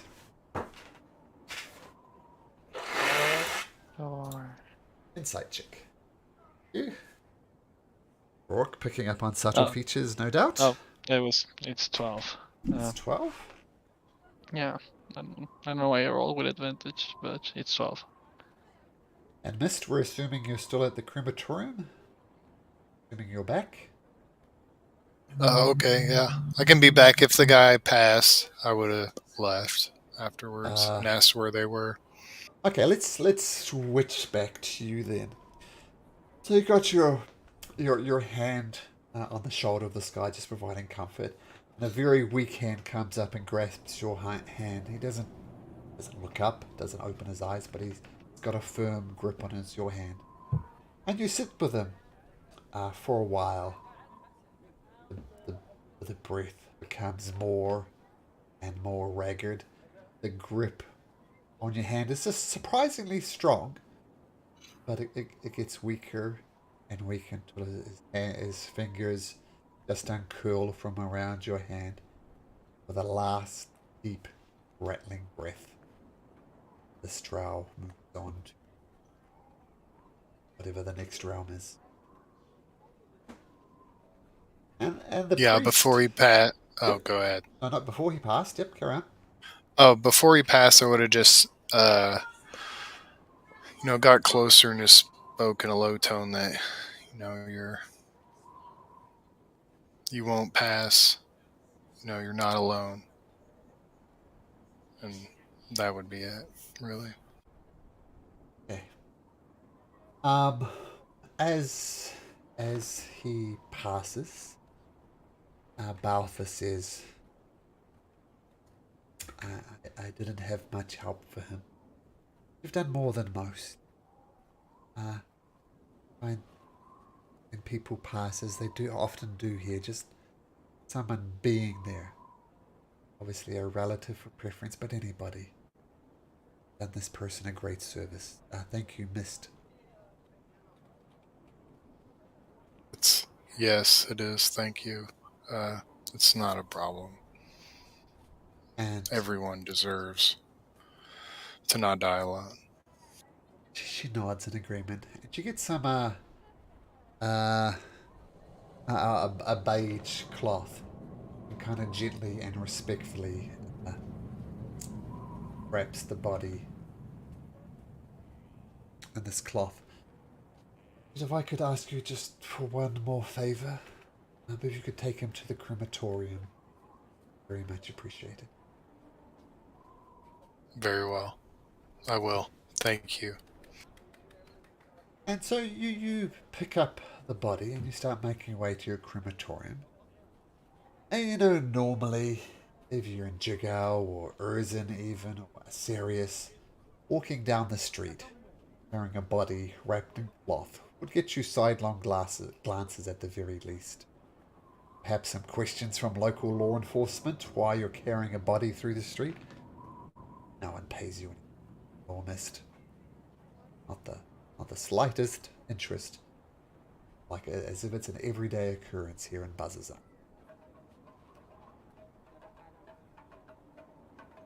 As I'm walking, I would telepathically just say, "This place is fucked."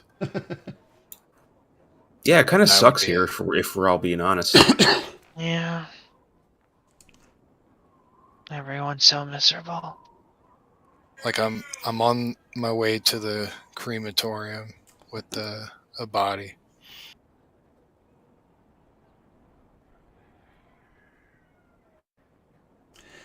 Let's say you all eventually meet up at the crematorium. You bring another body, and the rather jovial gentleman, perhaps the happiest person you meet here, perhaps with the most grisly of jobs, says, "Yeah, yeah. Well, we got to keep the fires stoked, am I right? Can you help me put in some of these bodies? Please? Oh, and the inside check, by the way. The inside check. Rourke. Heat up nothing. So there's a big pile of bodies here. And as he's slowly putting them in, like 4 to a furnace, you notice that there's a pile of corpses kind of off to the side. And of course, Rourke, no problem. Family first, so which is the same Rourke is helping putting the bodies in. You know, but there's a pile of bodies. There's 4 Aurora Watch people, and there's something underneath them as well. And as this man is going through and putting people into the crematorium, the furnace there, he's purposely avoiding that one. Anyway, grab a body, put them in the oven. Takes about 10 minutes to turn them to ash, and then we repeat. I'm assuming Rourke is helping. What's Kipper Gaze Mist doing? Yeah, I guess I'll just be giving them a hand as well. People will be staring at the body, kind of frozen, not doing much. Yeah. After I unloaded Naven's, I guess I'll do one more and then just go stand by Kippa. Okay. Okay, so another one in. Must you go over and this place is getting to you both as well. And you help with the body or two. And then the guy. Sorry, my apologies. I should have introduced myself further. I just excited to see new people here who were walking and talking. My name is Reynard Alterton. And this is my brother Sebastian. These are humans, by the way, just plain old humans. And Reynard looks at Sebastian. He looks at Reynard. I said, well, we might as well get this over with. And I take the 4 bodies from the pile that's been avoiding, put them in one of the furnaces, and they look down. And on the ground, you see what you recognize as the same type of creature who you fought before, namely a Vrock. Remember, that was one of the things that attacked you. And Oh, I remember. Yeah. you don't remember what they look like? That's what they look like. So underneath the bodies of the raw soldier, there's a rock there. You see the normal jovial, if that's the best word, for Reynard, about how he's making a joke of these bodies and joking that you guys are going to be next. His demeanor changes just a little bit, and you see a look of disgust kind of across his face. Obviously, bodies come here in all shapes and sizes, some of them gruesomely killed, but he's thrown off by the sight of this rock. And as these bodies are removed, the smell wasn't bad enough in here, it gets decidedly worse as this dead body of the rock just reeks of offal and blood. Well, I've been putting off this for long enough.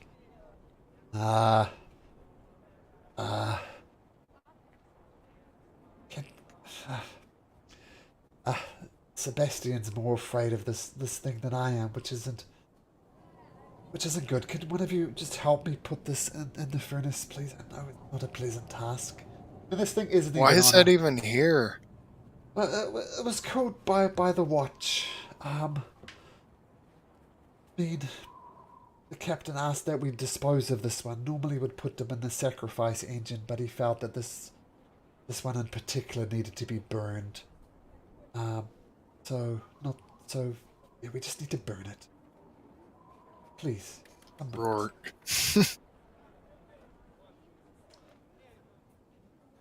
Hey, Rourke.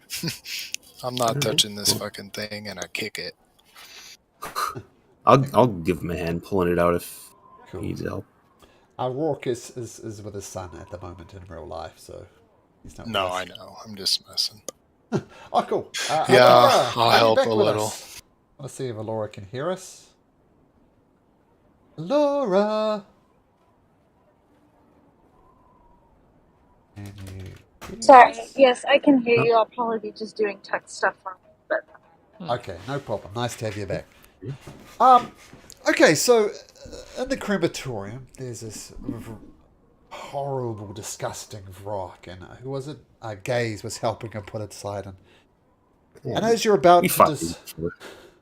as you're just about to dispose of this rock's remains, you hear a voice. Oh wait! Stop! And a bookish tiefling jogs into view.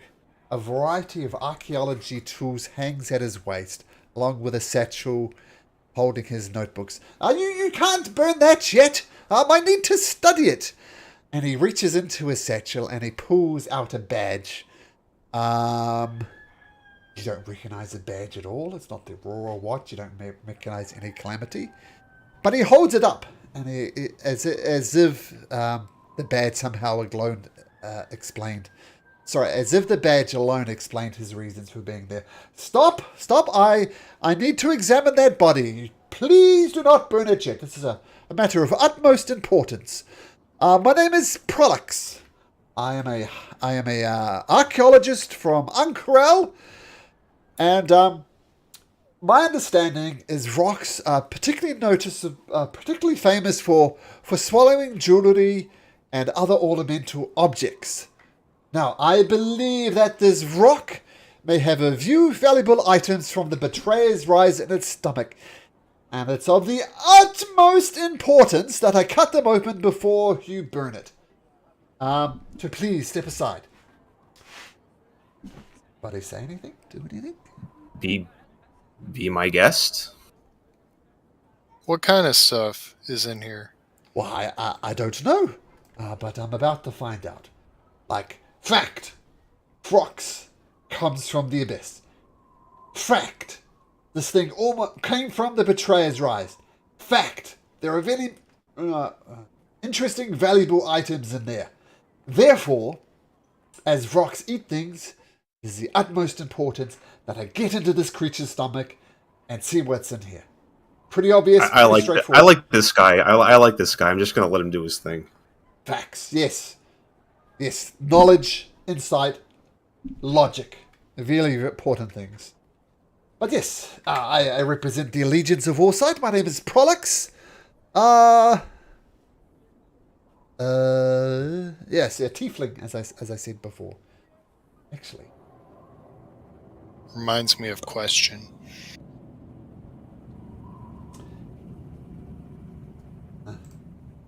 I do actually found the handout.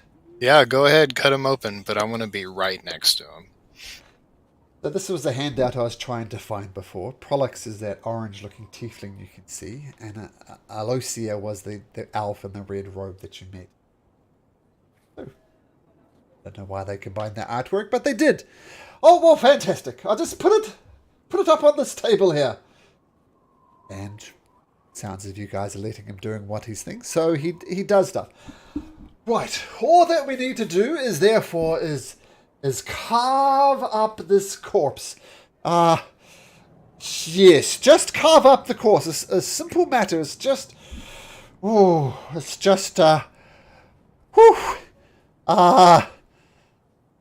somebody give me a hand, please. I'm not that.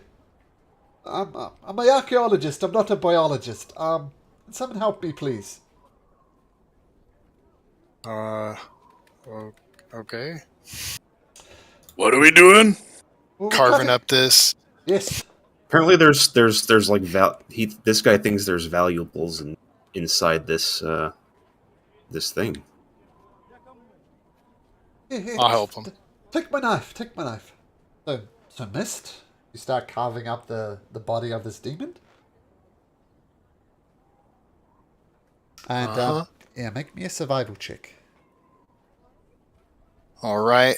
And if I fail, I can roll a psychic die because I'm proficient, Okay, sure. for the record. Sure. Okay, that is not a There failure. you go. And just to let you know, Alora, as well, you did pray with some people, and it gave you a mote of possibility, which allows you to re-roll a d20. The only thing it costs you to do is a reaction. A mote of possibility for Alora. Copy, cool. Okay, so you start carving into this thing, Mist, and you do a good job. If you remember, when you fought Avrock, they breathed these spores on you. You coughed and you kept on coughing, you kept on taking damage. You carve it up as such a way as you avoid the poison sac altogether. So well done. And as you're doing this, Prolix is looking aside. He's kind of holding up a handkerchief to his mouth. He's obviously a little disgusted by this. First time, huh? Yes. And he kind of laughs up a little bit in his mouth, not really answering your question. And inside, It does smell pretty bad. They get worse. They somehow get worse with. Would you like some dried beef? No, I'm fine. Inside, Did somebody say beef? inside you find, I mean, these are all of covers in gore. You find a pair of goggles that look like that, what I shared in chat. You do find some gaudy rings worth maybe 2 gold pieces each. And a cube-sized puzzle box made of onyx, measuring 3 inches on a side. I'll put that in the chat as well. Huh. And Those puzzle boxes are the bane of my existence. well, actually, this looks like just the type of thing I'm looking for. I'll tell you what, as thanks for helping me do this, I'll take the puzzle box, and you I'll take pick the goggles. puzzle box up. That's kind of the thing I was looking for. So, yes, you can keep the rings as well. I just want the puzzle box. Goggles, who cares? But puzzle boxes. Come on. What's so special about it? As I turn it, my hand. Look, to be perfectly honest, I've heard of these puzzle boxes before, and from my studies have reserved, they're very, very, very dangerous. So I suggest you give it to me, an expert archaeologist, and I will take it. I will take this burden from you.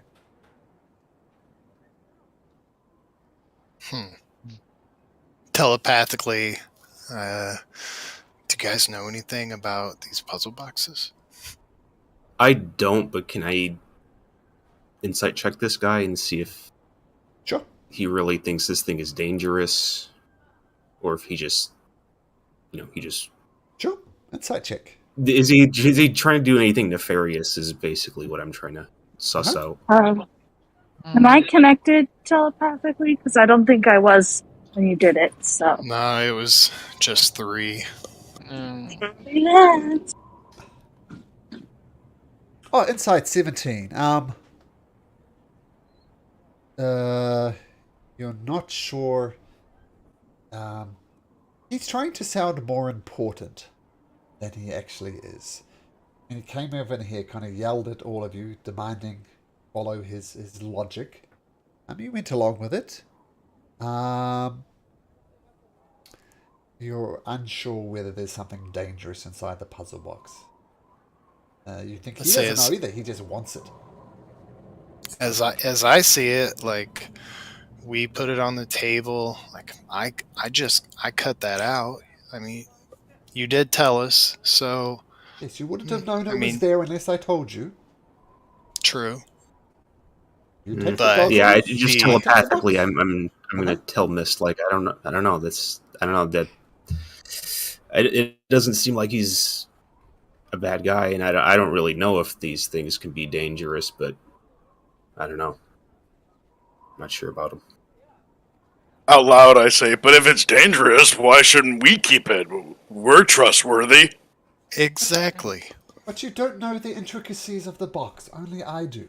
And who knows what could contained in there. It's obviously of abyssal nature. It doesn't look particularly abyssal, by the way. It just looks like a box. Obviously abyssal in nature. And look, I'm an archaeologist. This is what I do. I'm a member of the Allegiance of the Orsite, and I'm an archaeologist to do things. This is what I do. This is my speciality.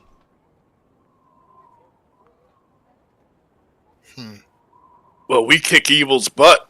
That's our speciality.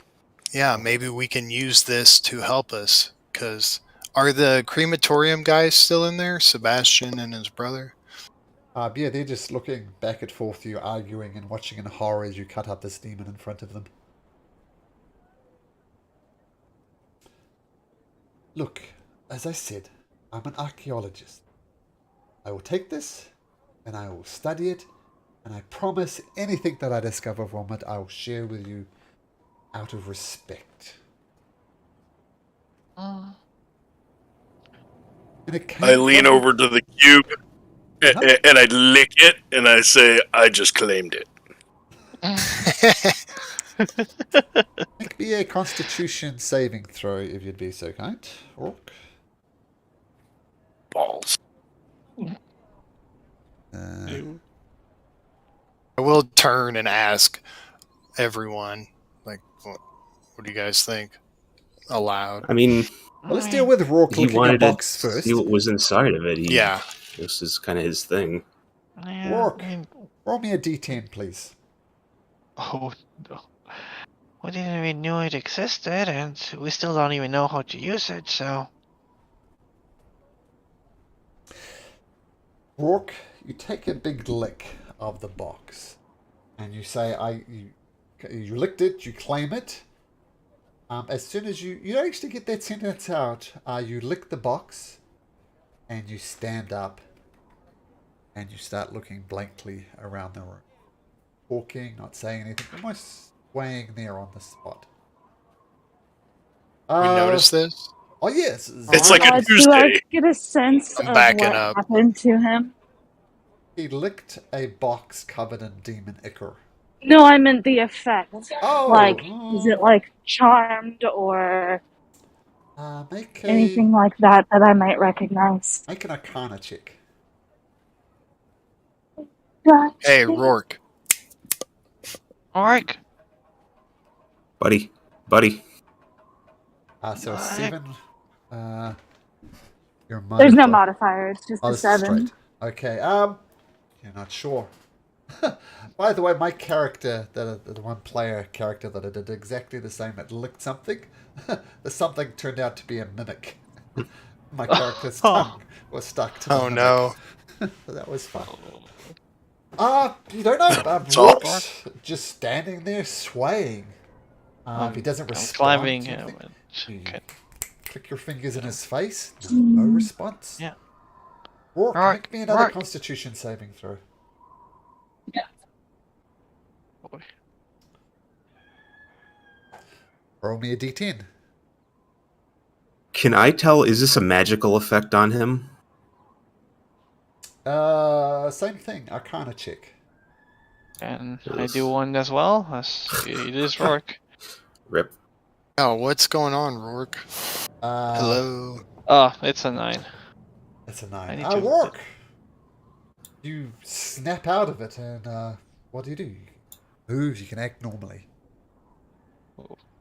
Is my box. Why is Huh? everybody looking at me? Rourke. Rourke, You've you're been out of it you're for being a a little bit. weird, man. Well, let me take a look at that. Weirder than normal? I'm should be like, hold still for a second and trust me. Just because I Okay. feel like it's better to be safe than sorry. I'm just gonna cast Dispel Magic on Rourke and see if it does anything. If you cast Dispel Magic... Apologize, I think this is going to be very loud. Let's see. Slightly. A little bit. I turned it down, so it wasn't too loud for me. Done that now. Yeah. I was playing around with my sounds. Cool. Let's turn that down. The...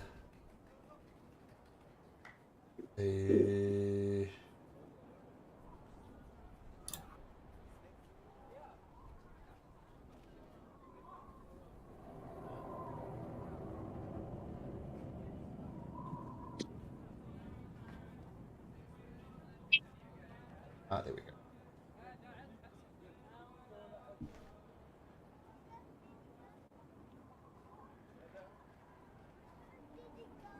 Not sure. Anyway, I'll press that button again. So you cast Dispel Magic. You're not sure whether it's connected or not. Rourke, make me another Constitution saving throw, please.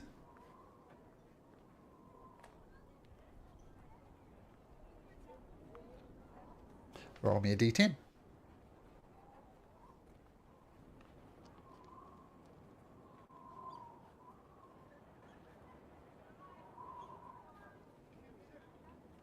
Roll me a d8.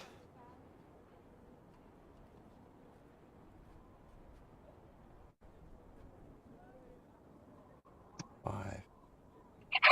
So you're talking to your friends, saying, you know, what's wrong, what's going on, and once everybody's looking at me, and you turn about face, wander out of the crematorium. Rourke. Where are you going? Rourke. I Rourke. don't know, Oh, but I'm right. getting there fast. No, you don't say anything, Quark. You just turn and walk, not responding to the questions. I'm gonna ask this guy who burst in if he knows anything about Demon Icker. Hey, why is this thing doing this? It's come from the abyss. I don't know why that idiot bugbear licked You it, said but you're an expert. Come Why? on, archaeologist. I'm an expert to know that you don't lick demons. I mean, All right, would that's you want me fair. to But explain this? we're past that now. Oh yeah, is someone gonna go after him? I don't feel he's in his right mind.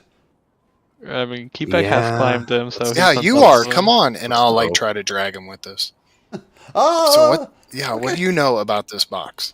It's from the betrayer's right. Something. Your friend is literally walking in a trance. This is a conversation that can wait for another time. Orc, make me another. You know how to Constitution stop saving it? throw. Magic? I don't know. A warm bath? I tried something. I don't know if it worked or not. Yeah. Apparently it This is- didn't. Can't save Rourke. Oh, Oh, 11. Roll me a oh. D8, a D10, Rourke. Mm. 2. Rourke, So remember what the prayer gave you, buddy. Remember it. Remember the pies. Remember the pies. Rourke, you wander into this alleyway between buildings, and you stop. You kind of just sway there ever so slightly.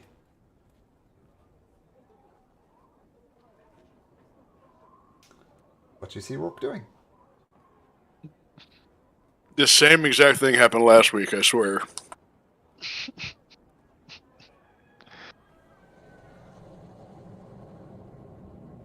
He's just standing there. What's he doing?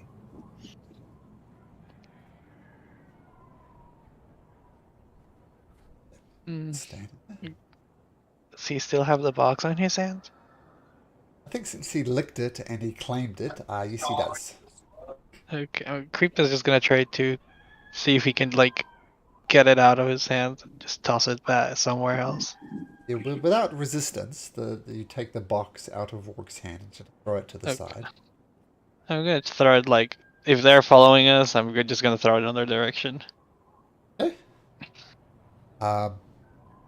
The tiefling I want to goes try to pick catch it up. with my satchel. Well, let's have a dexterity check to see who gets it.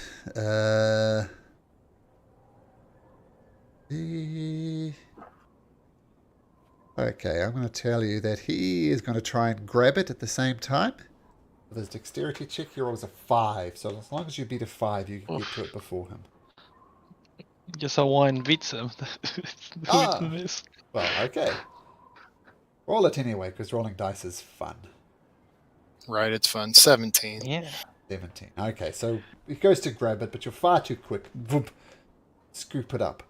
Rourke, make me a constitution saving throw.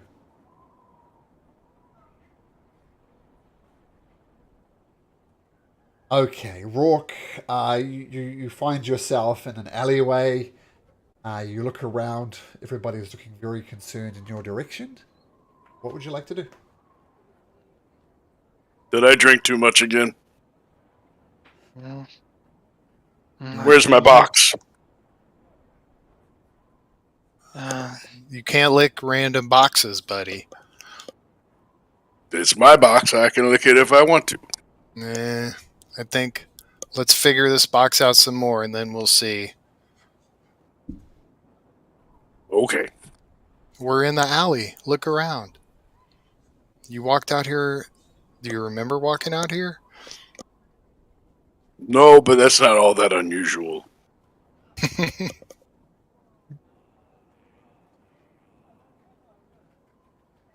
Look, this is further to my point.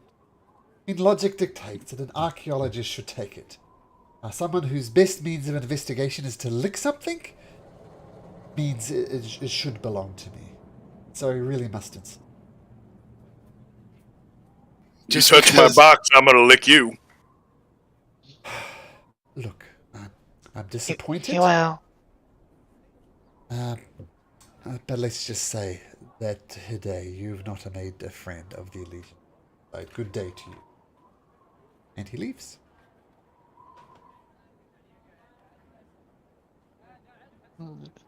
I think we should have given him the box, guys. Yeah, I thought we were giving him the box. I also thought so. I also did. Claimed it as his own. I misread the room. Sorry. And do you say that out loud? I thought we were giving it to them, or was that a telepathic? Yeah, guys. I say it out loud. No, I thought we were. Yeah. That's what I thought we were doing. Yeah. I just want to. I need to know more about it. I don't mind this guy having it, but there's so much more to know. I don't. I mean, he did This promise guy. to tell us after What if that. someone comes and just kills the guy? He's just some archaeologist, and then they take it. Okay, my bad. I'll go get him. I don't think I'll go bring him back. Okay. So you go up and you find Prolix. He's squawking away and a half. Well, you're going to lick me now, are you? My bad. I misread the situation. I'm not good at talking to people.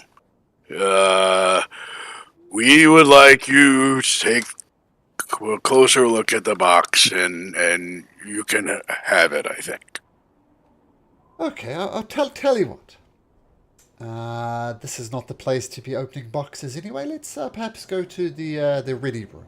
Have a few ales, and I'll attempt to open the box there. Would that be satisfactory?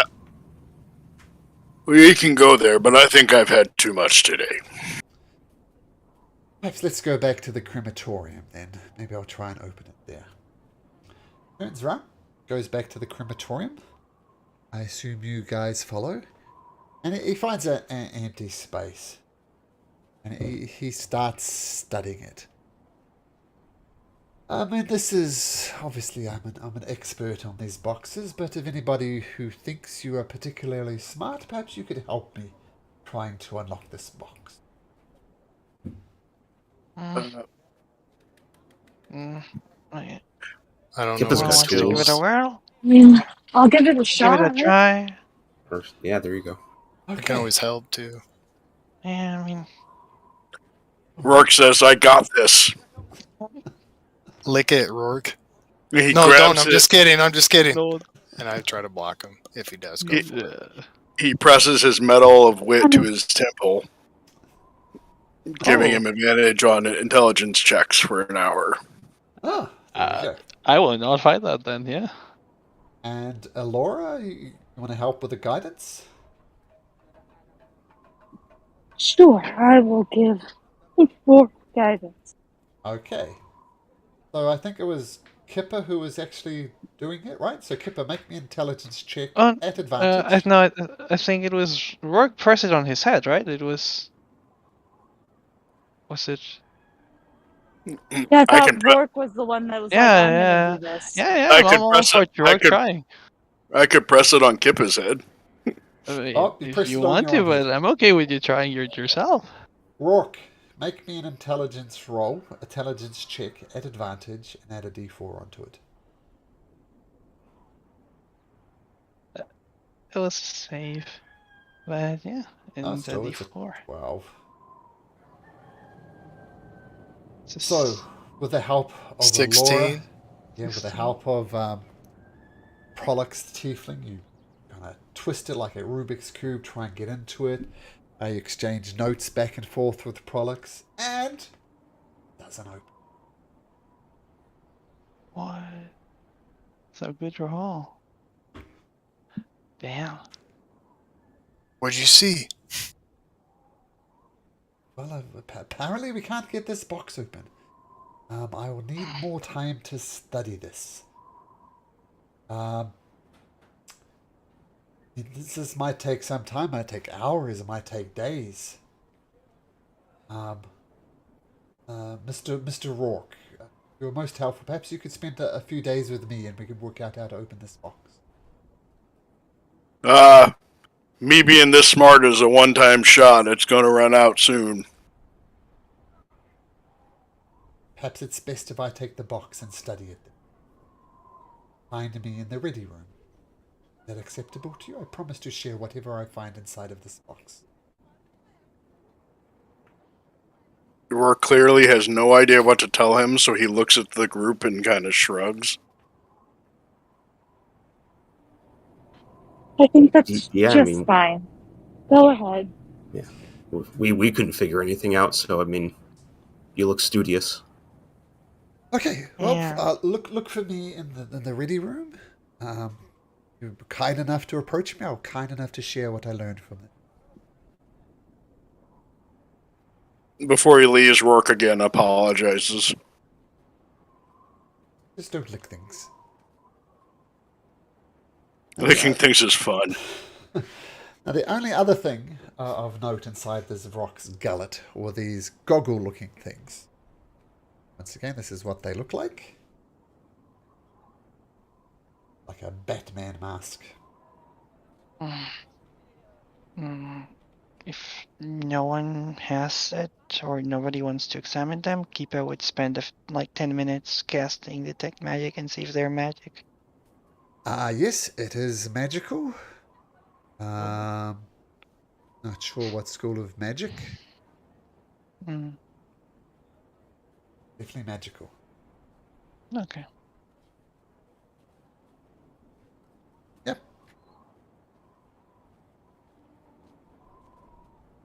Rourke extends his tongue towards the Rourke. goggles, Rourke.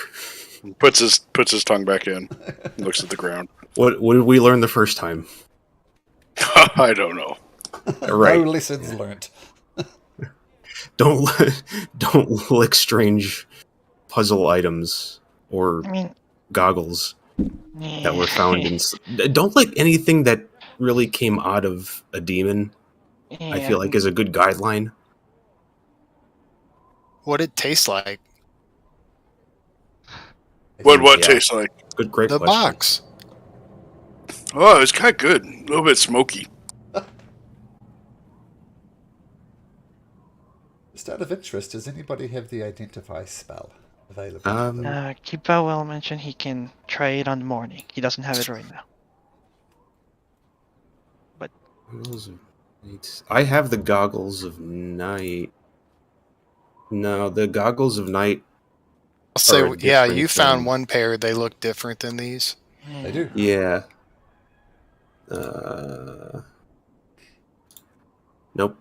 Won't let me link the picture, but Yeah, they're a little bit more round. Let me just maybe fetch a picture for the Discord group. yeah, I'll put it. Maybe we can figure out what they are later. Yeah, I mean, I can try in the morning. I think I know a spell that does that. But not have it right now. There are the goggles of night. Yeah, there you go. Oh, there we go. Nice. Thank you. Very owlish. I had to cut the beak off because it interfered with my normal beak, but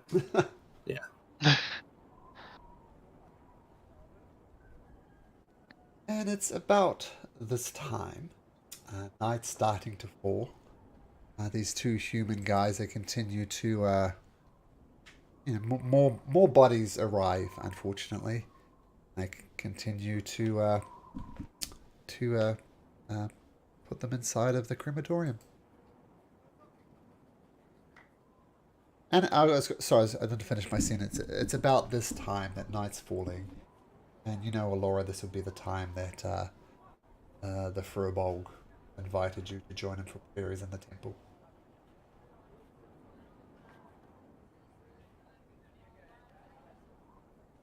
Right. Well, then I will try to get everybody to go over and do that. Okay, so you wander down towards the temple. Kipper, could you roll me a d8, please? The D8.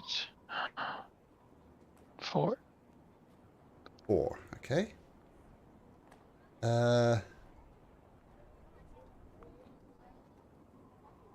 You see, on the way there, you see two commoners, two normal people who for some reason have decided to live here.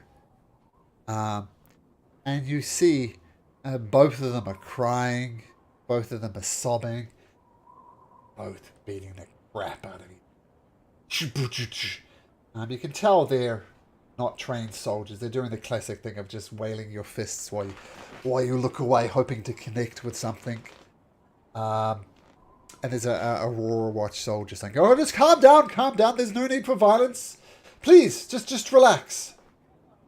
You to fight. You guys ignore it? Do you walk past? What do you do? Oh, those guys look pretty funny. They look drunk, or like, do they seem? Honestly, like, are they What's trying their to kill state of each other, or is it mind? just Uh-huh. like two friends got into a you stupid think they're fist fight? together? Like they're having a lovers' quarrel? They don't have Maybe. any weapons on them. It's just fist on fist, and you know things would have to go terribly wrong for one of them to die. Are they sparring? Sparring. The gift that Rourke just shared. It's actually something like that. They're fighting very inefficiently. Yeah. This Like- seems to be their. Yeah. They're I working think it they're just out. going through They're some gonna work personal it stuff. out. Yeah. Oh, Guys are doing God. great as we walk by. Yeah, not even the guards are Yeah, kind I of think we're stopping them. Yeah. let them Okay. let them duke it out. So you ignore the quarrel, and the guard tries their best to break them up, and they continue just to wail ineffectively on each other. But Alora just sounds like completely ignored it and just wanted to get to the temple. And you do get to the temple. Actually, no, actually, no one's. Okay, so, as I said before, there's glass crunches underneath your foot among overgrown weeds. Collapsed walls have been replaced with rows of wooden shelves that held earthenware pots. Numerous alcoves are being used as planters for stubborn flora. Just outside the far end of the enclosure, a smashed mosaic of stained glass sits in a splintered window frame next to a withered skeletal tree. And the Firbolg priest says, "Oh, hello! Welcome to my temple. It is a pleasure to have you again here, Alora. You are most welcome. You've brought your friends as well?" Yes, I did. I thought maybe they could just. Well, yes, this is a place of the Wild Mother. It is a pleasure to have you and your friends. It is about this time of night that I go into a meditative type of prayer. And I'd be ever so honored if you'd join me in meditation. It might bring you peace, might bring you guidance, but you are most welcome here in this place of the Wild Mother.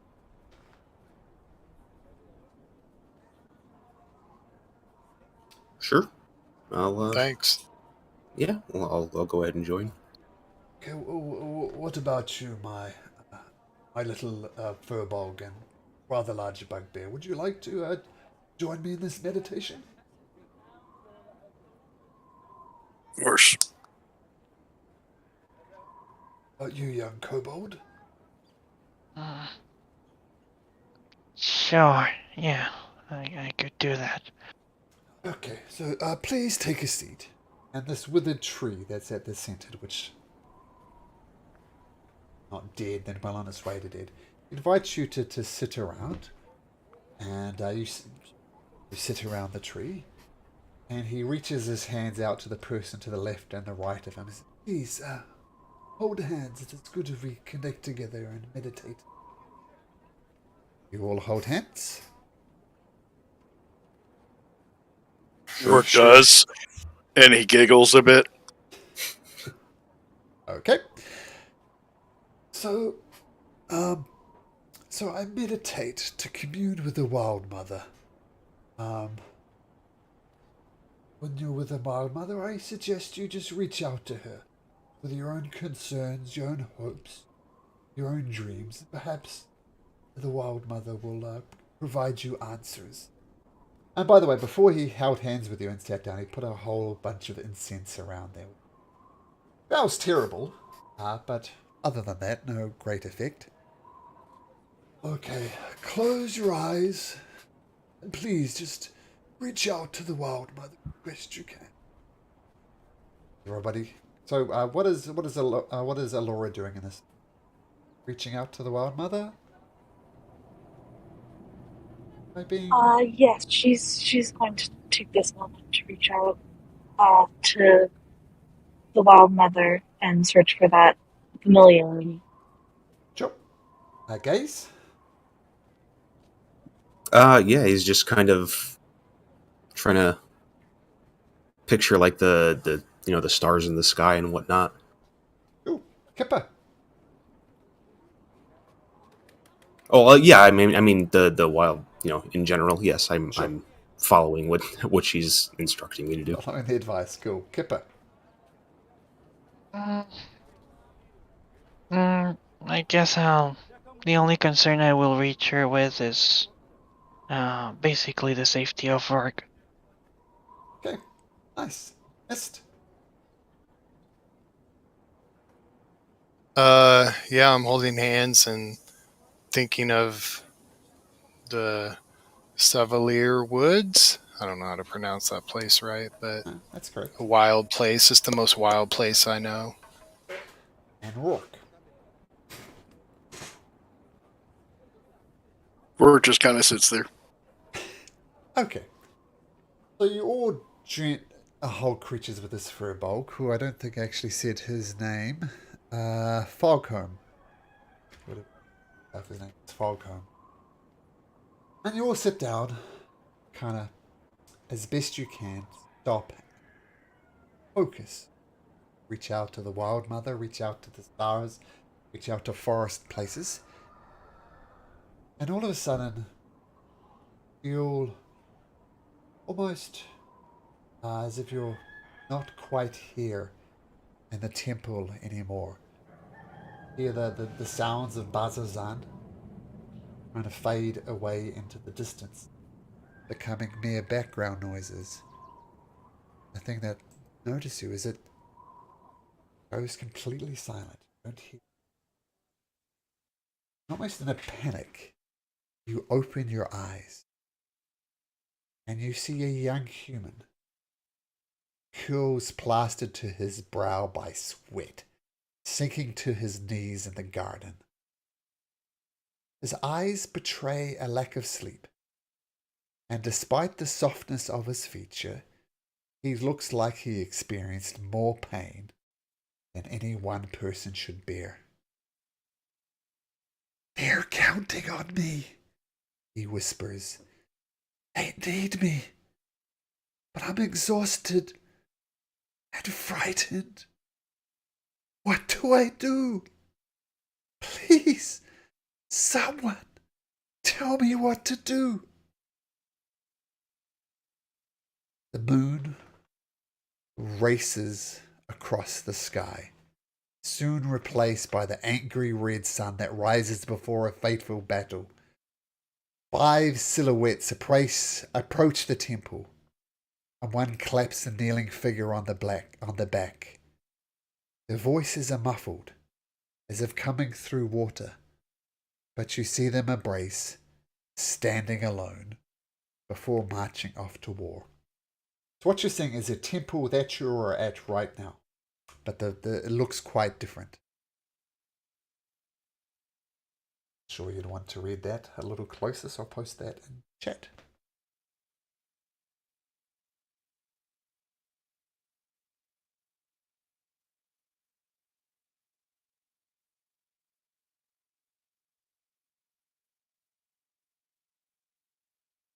So we're all having this shared vision. Yep, everybody sees that. In the Do vision. we get the same vibes that it's the vision, is that it's kind of in the same ballpark as the vision with the amulet? Yes. The Because young human there's curls plastered to his brow is the same one you saw inside of the grotto. Same person. Rourke mutters the name that the Vine Wreath Enclave used for the Wild Mother, Ad Melziande. Well, actually, what you find is Paul comes saying, "Oh, sorry, is everybody okay?" And he kind of shakes you like, "Rourke, come back." And you look around, Rourke, and the rest of your party is just prone on the floor. "Oh, something's gone terribly wrong. I'm sorry, Rourke. Help me wake up your friends. This is not good. I'm not sure what happened." And he goes around and starts shaking you all awake. I assume Rourke helps as well. "Oh, I'm terribly sorry. I haven't seen anything like that before. Is everybody okay?" And you are all okay. No lingering effects apart from, passing out, it seems, eerily. Ugh. The hell happened? That's why. I've seen this before. When people receive powerful vision, sometimes they can't handle it and they pass out momentarily. I do apologize. may I be so bold as to ask you what you saw? Yeah, I guess we. Yeah, Yeah. So it looks like it was a vision of this temple, maybe a long time ago or something. And do you recount pretty much what I put there in text? Give me as much Yeah, detail yeah, as more or possible. less. Okay. Oh, that is interesting. I believe that this young man you saw with the curls plastered upon his brow, I believe that figure is a central figure, as a hero of the calamity. You see, the Kryn capital of Rosanna was the betrayer's god's citadel of Gordranus. I'll put this whole thing in chat. Gordranus in the time of the calamity. And the betrayer's rise was once a fortress protecting Gordranus. Now, in the darkest days of the calamity, the prime deities and their most loyal champions laid siege to Gordranus before capturing the betrayer's rise and routing the betrayer's god's forces there. The storytellers have long since forgotten the names of those many heroes, but the force of their bond still resonates around this land. Hmm.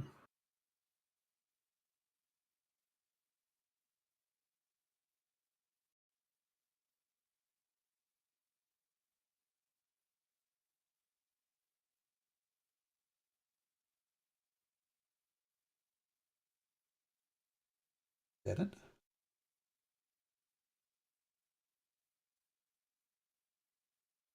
Okay, so this place is an old fortress, basically. Yes, a fortress of the betrayer gods, but maybe this young gentleman with the plastered curls on his brow, maybe he had some critical role in the whole of this. Now, I thought maybe this was not relevant. But this temple, it seems as if, could be quite more interesting than I thought. I mean, here, come, I'll show you some things. And he takes you round to some alcoves around there, and scratched on the alcove, you see that? The blank ones are words unintelligible, you can't read them. Shows you various writings around the wall.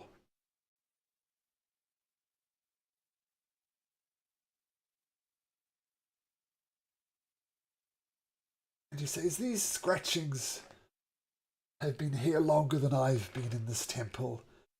I've had magic users come in, try and decipher the magical words, but it seems whatever it is has been lost to history. I fear I've just added more confusion to the situation than anything.